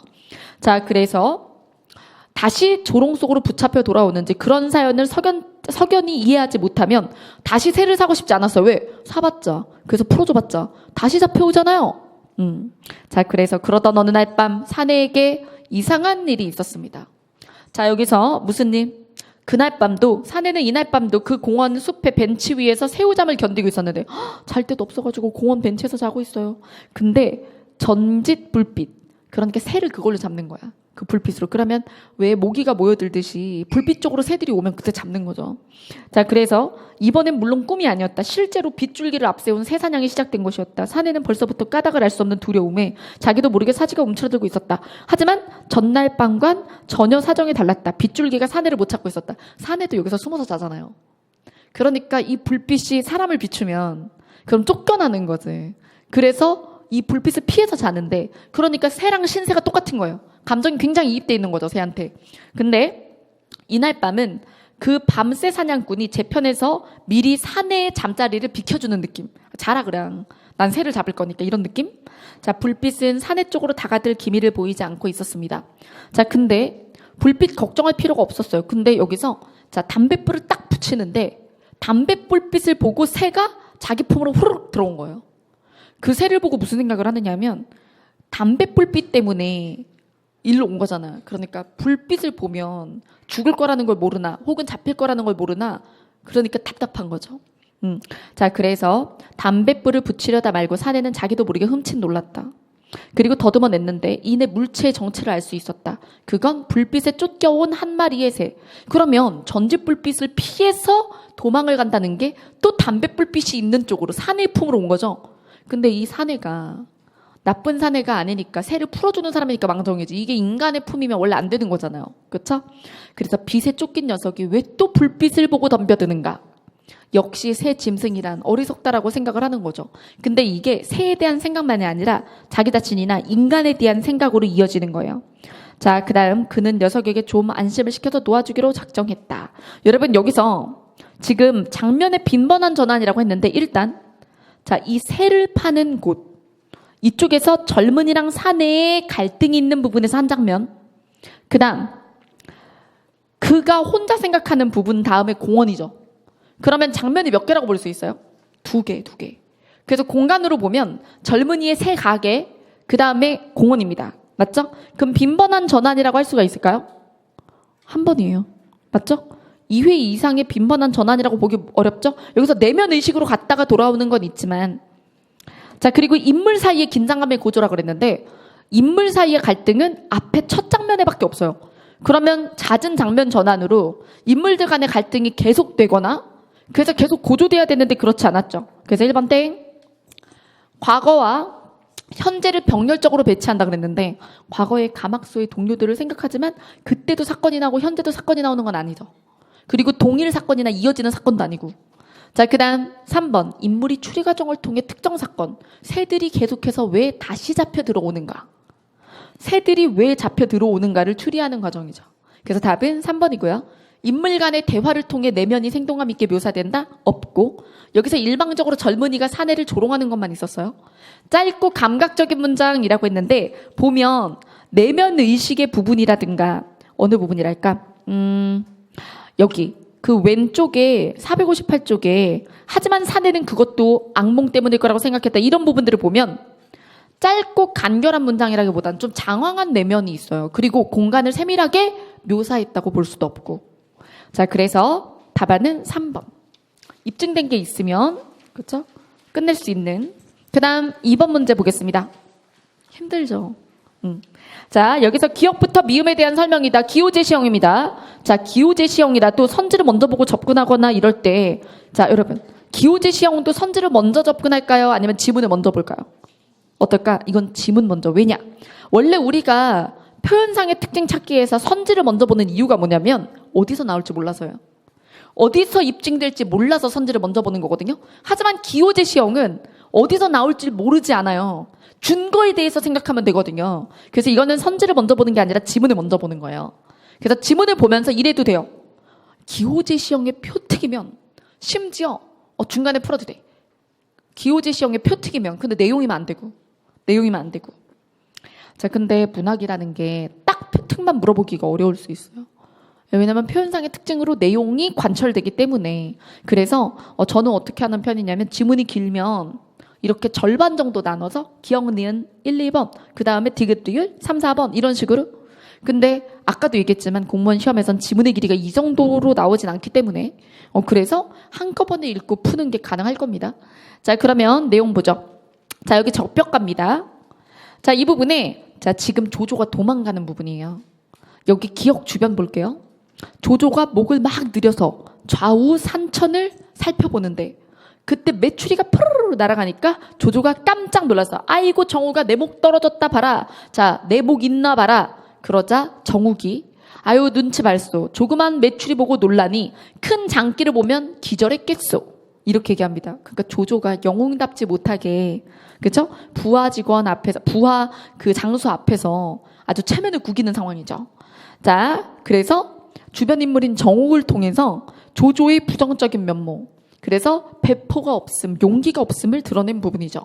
1번 선제 맞는 말이고, 그 다음, 자, 이 니은 부분까지 갈게요. 중략 뒤에. 처량하구나, 각각의 새소리. 자, 조조가 듣더니 탄식한다. 울지 마라. 너희가 모두 내 부하들이 죽은 새로구나. 뭐 이렇게 얘기하고 있어요. 자, 그러면 여기서 처량하구나, 각 새소리는 대상 아니죠. 이거는 누가 한 얘기예요? 서술자. 자, 그래서 서술자가 새들의 소리가 처량하다라고 얘기한 건 논평 개입입니다. 서술자의 논평 개입. 근데 이번에 보면 선제에서 뭐라고 했냐면 대상과 심리적 거리를 좁혀 수용자의 공감을 유도한다 그랬어요. 자, 그러면 이게 자, 대상과의 거리를 좁혀서 그럼 대상을 새로 보고 그렇죠? 대상을 새로 보면 수용자들이 저들을 불쌍히 여기는 데 도움이 되겠죠? 자, 그다음 자, 또 디귿 탄식하던 끝에 막 웃어요. 조조가 마음 아파하다 갑자기 막 웃어. 자, 정욱이 왜 웃소? 그러자 아이고 나면 여기다 매복을 놓을 텐데 얘네 매복 안 났나 봐. 막 하는 거죠. 자, 그러자마자 매복이 나오죠. 그래서 여러분 3번에 히히히헤헤헤 대소하는 건 반어적 표현이 아니라 조조가 진심으로 웃은 거예요. 웃으면서 나면 여기다 매복 놓지 하자 매복이 나오죠. 그래서 3번에 반어적 표현은 X. 근데 상황의 암시는 맞아요. 곧 매복이 나오죠. 자, 그 다음 그리고 이 매복에 대해서는 그 암시는 요 부분. 자, 주유는 꾀가 없고 공명은 슬기가 없다면서 나라면 여기다가 매복을 심어두겠다. 이런 부분이 암시가 되는 거죠. 자, 그 다음 여기에 리을 부분. 리을의 언모리 뒤에 보면 이 말이 지듭마듯 끝나자마자 고성, 화강이, 충천 한 장수가 나오는데 그 장수의 얼굴이 형산배곡 같고 눈은 소상경 물결같이 생겼어요. 그러니까 한 사람의 장수의 외모를 고사 속에 있는 어떤 대상들을 끌어와서 설명하고 있어요. 이런 걸 관습적 표현이라 그래요. 관습적 표현은 그때 당시에 뭐 속담, 성어, 고사 이런 것들을 이용해서 원래 존재하는 표현으로 어떤 걸 표현하는 거거든. 그래서 관습적인 표현, 상투적인 표현 이런 게 같은 말이고 여기 나오는 형산배곡과 소상강 물결이 관습적 표현이 맞습니다. 그 다음 미음. 백송골이 꽝 차듯 두꺼비가 팔이 차듯 은장도가 칼 베듯 여름날 번개치듯. 지금 비유를 나열했죠? 그래서 비유적 표현을 반복했다. 이거 5번 고른 사람들이 있더라고요. 너 왜 그랬어? 그랬더니 비유적 표현은 있는데 그 단어가 반복된 건 아니잖아요. 이렇게 얘기하더라고요. 여러분, 비유법을 여러 번 썼으면 되는 거지 동일한 말을 그대로 하라는 게 아니에요. 이선지는. 비유적 표현의 반복이라고 했지. 그죠? 그래서 그 표현을 그대로 반복하라는 게 아니라 비유법을 여러 번 썼으면 됐다는 소리예요. 예. 자, 그래서 비유적 표현의 반복으로 리듬감과 생동감을 살린다. 뭐뭐하든 뭐뭐하듯의 지금 말 끝부분에 가군이 살죠? 자, 여러분. 그래서 여기까지 해서 우리가 예시 예제까지 했고요. 그리고 연습 쪽으로 가보도록 하겠습니다. 문항 개수가 많지는 않아요. 자, 여러분, 이 부분은 제가 카페에다가 해설을 올려드릴 테니까 선지에서 질문이 많이 들어온 거 위주로 빠르게 보도록 할게요. 시간이 다 됐으니까. 자, 여러분, 여기 1번에서 고사와 품이 있는 어휘라고 할 때 품이 있는 어휘라는 게 누구 기준이냐, 내 기준이냐 이럴 수 있잖아요. 그러면 이게 상스러운 비속어가 아닌 주로 양반들이 쓰는 표현이라든가, 그렇죠? 고사, 이런 것들을 쓰면 특히나 품이 있는 어휘라고 볼 수 있고. 자, 그 다음 교훈을 전달하였다. 2번. 적절한 비유와 세련된 필치로 본건가치관을 비판했다. 그 다음에 일상어를 바탕으로 견문과 심리적 변화를 표현했다. 자유분방한 연상으로 이상향을 형상화했다. 여러분, 선지가 조금 더 어려워졌죠? 근데 이 중에 아예 못 알아듣겠다. 이런 말이 없으면 이렇게 지문에 들어가서 매칭을 해보려고 노력을 해야 되는 거죠. 자, 그때 여기 견문이 뭘까요? 수필에 나오는 말. 보고 들은 것. 그죠? 자, 그래서 일상어를 바탕으로 견문과 심리적 변화를 표현했다는 건 지문에 되게 어려운 관념적인 어휘 별로 없고 일상적 어휘로 뭔가 기행문적인 문체를 사용했다. 이런 뜻이 3번인 거예요. 자, 그러면 지문은 의유당 남씨의 동명일기입니다. 자, 이 동명일기는 근대국어에 굉장히 중요한 자료로 해가 뜨는 모습을 묘사하고 있습니다. 기행문이 맞고요. 자, 그래서 홍색이 거룩하여 붉은 기운이 하늘을 뛰놀더니 이랑이 여종이에요. 소리를 높여서 나를 불러 저기 물밑을 보라 외치니 급히 눈을 들어보니 물밑에 붉은 구름 헤치고 큰 시로리 같은 줄이 붉기 더욱 기이하며 기운이 진홍 같은 것이 차차나 손바닥 너비 같은 것이 금은밤에 보는 숯불빛 같더라. 자, 그래서 이게 여인이 쓴 거거든요. 의유당 남씨. 그래서 해가 뜨는 모습을 어떻게 여인의 시선에서 많이 어렵지 않은 말, 일상적인 숯불빛, 그렇죠? 시로리, 시로라기 이런 식으로 묘사하고 있어요. 해가 뜨는 모습을. 그 다음 차차 나오더니 그 위로 회오리밤 같은 것이 붉기가 호박붓을 같고 그 다음에 맑고 통랑하기는 호박보다 더욱 곱더라. 호박이 보석이거든요.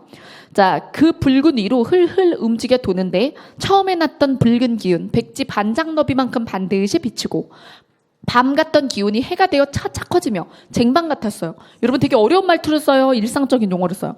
일상적인 용어를 쓰고 있죠. 그리고 눈으로 보고 있는 거예요. 항아리 같기도 하고요. 그리고 좌우로 뛰놀며 양눈이 어질어질 하고요. 빨간색을 헤치고 천중에 쟁반 같은 것이 수레바퀴 같아서 물속으로 치밀어 받치듯이 올라와서 해가 떴다고. 자, 그럼 여기서 적절한 거. 일상적인 어휘들, 막 쟁반, 실, 밤, 수레바퀴, 숯불빛 이런 것으로 해 뜨는 장면, 견문, 보고 들은 것에서 본 거, 특히. 그리고 심리적 변화. 와, 놀랍다. 너무 아름다워. 이런. 그래서 영탄적인 표현이 섞여 있습니다. 그래서 기행문이고요. 지문 자체도 굉장히 중요한 지문입니다. 그래서 고전 문법 할 때 나중에 근대 국어 쪽에서 또 보게 될 거예요. 그리고 여기서 1번은 왜 틀렸어요? 고사 없고 그리고 교훈을 전달하는 게 아니라 감정. 그래서 해 뜨는 걸 본 자기 감정을 그리고 견문 전달. 교훈 X. 그리고 적절한 비유와 세련된 필침 맞아요. 근데 뒤에 본건같이 비판 X.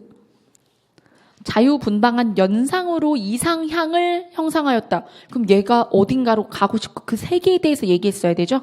근데 이상향에 대한 형상화를 이야기한 게 아닙니다. 자유분방한 필체 맞아요. 근데 자유분방하게 상상했다. 이상향을 그런 내용은 없습니다. 자, 그 다음 2번 볼까요? 여러분 2번에 보면 다음 글에 대한 설명이다. 가장 적절한 것은 흥부전이네요. 흥부가 이 말을 듣고 형의 집에 건너갈 때, 자, 그러면서 치장을 보면 편자 없는 헝만가네. 그 다음에 박조가리 관자 달고 물렛줄로 당근을 달아 대가리 터지게 동이고 긴만 남은 중치마 동강에 이은 헌술띠 하면서 지금 옷이 마땅한 게 없어서 옷이 아닌 것들로 몸을 막 감싸고 형님네로 가는 거거든요. 그래서 편자 없는부터 가로 여기부터 비슥차고까지 네 번째 줄 비슥차고 괄호 닫고 이게 온갖 이상한 것들로 옷차림을 만든 거죠. 바람 맞은 병인같이 잘 쓰는 대비같이 어슥어슥 건너다라 형의 집 앞에 갔어요. 자, 그러면 열거법이 가장 대표적인 기법이죠. 자, 그래서 답안 몇 번? 열거의 방식으로 인물의 외양이라고 할 때 겉차림, 옷 입은 것도 외양에 들어가요. 그리고 해학적이다. 여러분 가난을 해학적으로 표현했다. 웃음, 희극으로 표현을 한 거죠. 그래서 사실 이렇게 옷이 없으면 그냥 가면 될 거를 어떻게든 양반이랍시고 차려입고 간다고 이 난리를 치는 것이 웃음을 자아낸다 이겁니다. 자, 그러면 X포인트 잡아볼까요? 1번. 여기 아직 인물의 갈등 안 나왔어요. 혼자서 형님네 가는 상황이기 때문에. 자, 그래서 인물 사이의 갈등 부각 X. 그 다음에 2번 배경묘사 X. 인물 묘사죠. 그 다음에 4번 사건 요약 제시가 아니라 사건이 막 벌어지는 중이 아니죠. 그냥 형님네로 가는 건데 어찌나 오래 차려입는지. 자, 그래서 사건 요약적 제시 X. 사건을 요약적으로 제시하면 어떤 서사 과정을 압축해서 예를 들어 A와 B가 싸웠다 하면 요약 제시. 근데 A가 B의 멱살을 잡자 B가 말했다. 이 새끼가 못나? 뭐 이런 식으로 가면 뭐예요? 그건 요약적이 아니라 장면적. 자, 그 다음 3번입니다. 이 글에 대한 이해로 적절한 것은 이라고 했어요. 선지. 자, 서술자의 직접 개입 밑줄. 2번 작가가 관찰자. 그 다음에 3번 작품 속에 부수적 인물이 나다. 관찰자란 얘기네. 그 다음에 4번 서술자가 주인공이 되었다. 자, 그러면 1번, 4번 묶어주고 2, 3번을 묶어보세요. 자, 여러분 2, 3번은 지금 비슷해 보이지만 잘 읽어보시면 작가가 관찰자가 돼서 등장인물을 객관적으로 보려면 1인칭 관찰자가 아니라 작가 관찰자여야 돼요. 자, 그러면 2번부터 먼저 해볼까? 자, 2번과 3번은 둘 다 관찰자지만 얘는 3인칭 작가 관찰자고, 그래서 주로 추리소설이 이거를 취하죠. 그리고 이건 작품 속에 등장을 해야 돼요. 근데 자기가 주인공이 아닌 거지. 그럼 1인칭 관찰자죠.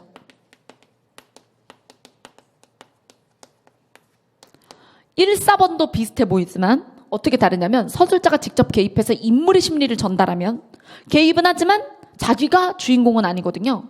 자기가 인물은 아니잖아요. 그러면 3인칭 전지적 작가고,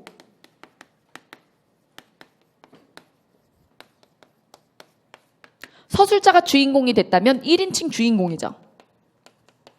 그래서 보면 1인칭끼리 비슷할 것 같지만 오히려 효과로 보면 3인칭 전지적 작가가 1인칭 주인공과 유사한 그죠 효과를 얻을 수 있고, 그리고 3인칭 작가 관찰자는 바깥에서 이들을 이야기한다면 안에 들어가서 남 얘기를 하면 1인칭 관찰자가 되는 거죠. 여러분 이거 시점이죠. 이 1인칭이네 3인칭이네 관찰자네 뭐 전지적이네 이런 얘기를 모르면 뭘 봐야 돼. 이유 있는 문학 선지 개념어. 시점은 거기서 수업합니다. 그건 이론이잖아요.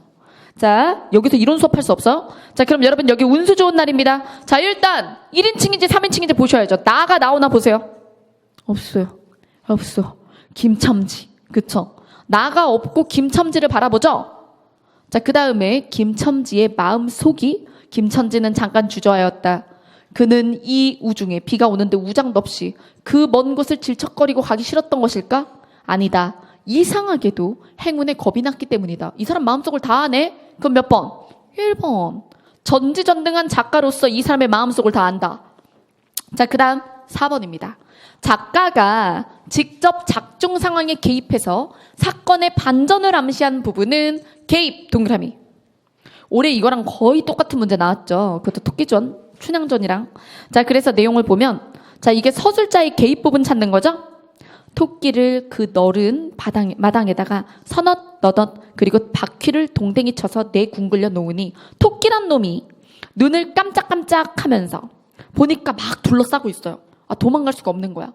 이거는 토끼 상황에서 상황을 파악한 거기 때문에 이건 토끼의 내면을 전달한 거지 이게 서술자가 개입한 건 아니에요. 여러분, 서술자의 개입이려면 인물의 심리를 전달한 건 안 돼요. 인물에 대한 성격을 평가하거나 아니면 사건에 대해서 정당성을 평가하거나 아니면 사건과 무관한 서술자 자신의 개인적인 얘기를 하거나 세 가지입니다.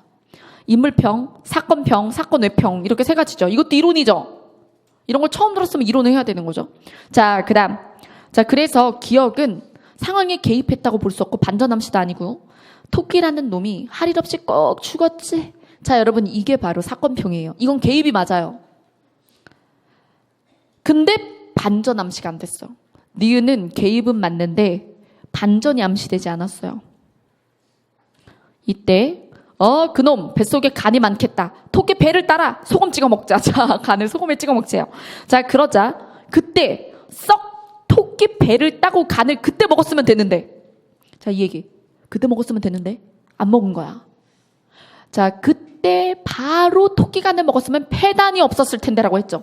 알려준 거죠. 이게 바로 뭐예요? 개입에다가 거기다가 폐단이 생긴다라는 암시죠. 폐단이 생긴다. 그래서 토끼 도망가잖아요. 자, 그 다음 5번 보겠습니다. 다음 글의 서술자에 대한 설명이다.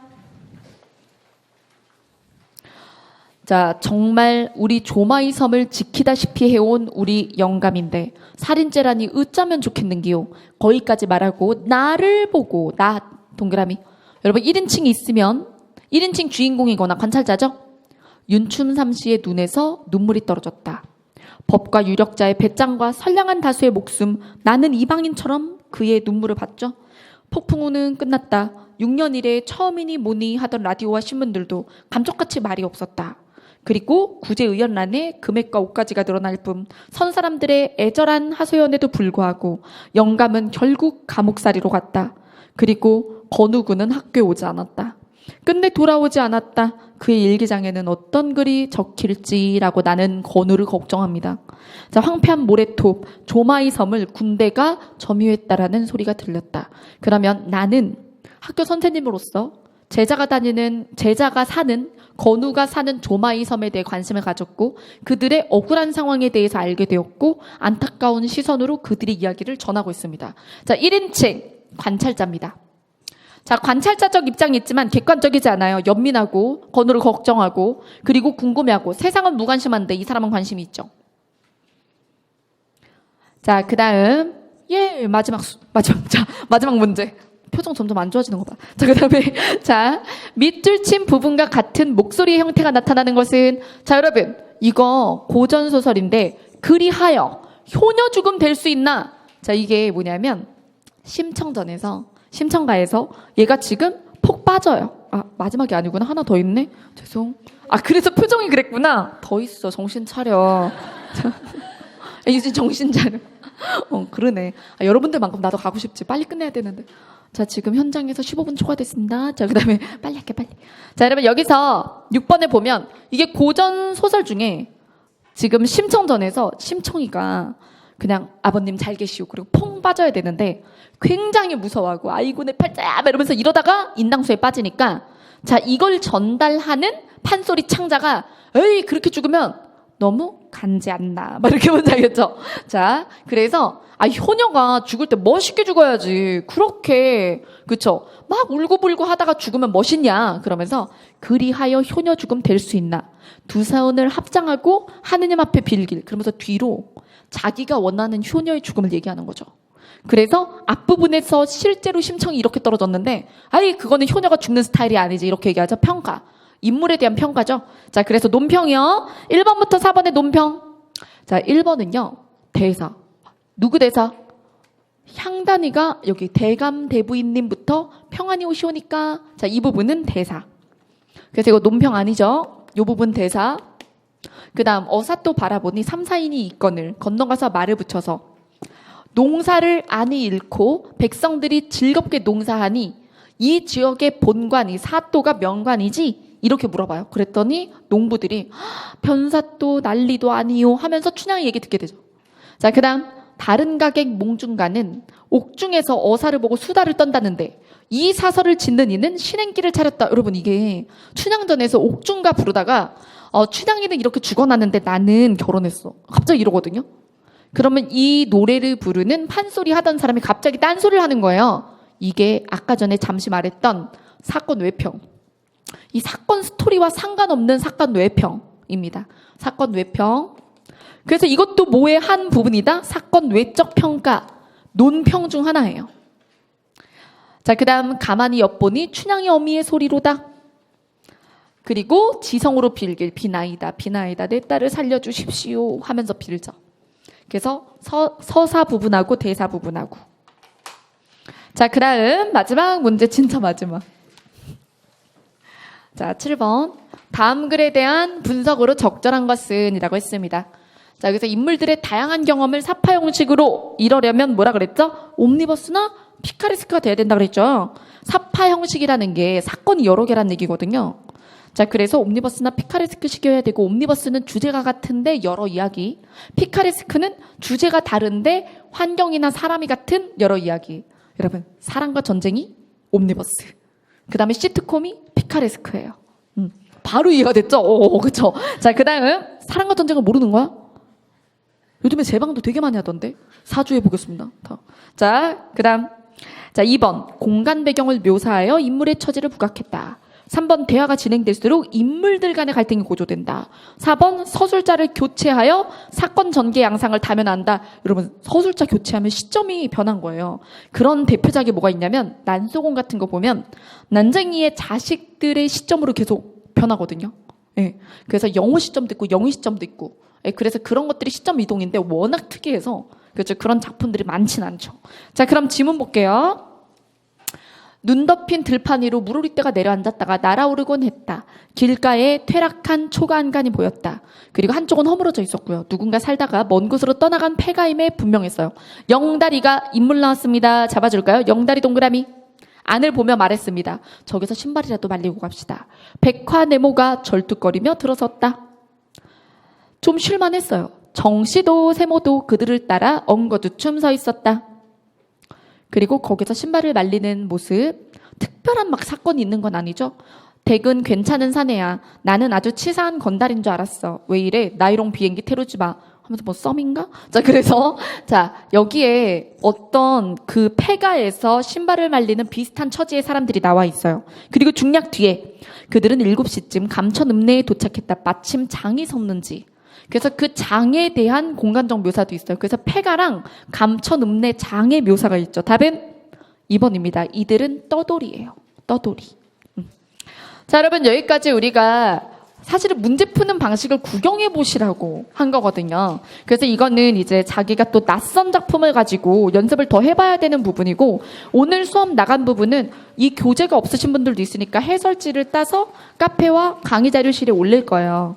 그래서 수업이 빨랐다면 해설지를 확인해 주시면 됩니다. 다음 카페나 아니면 강의 자료실에 올릴 거예요.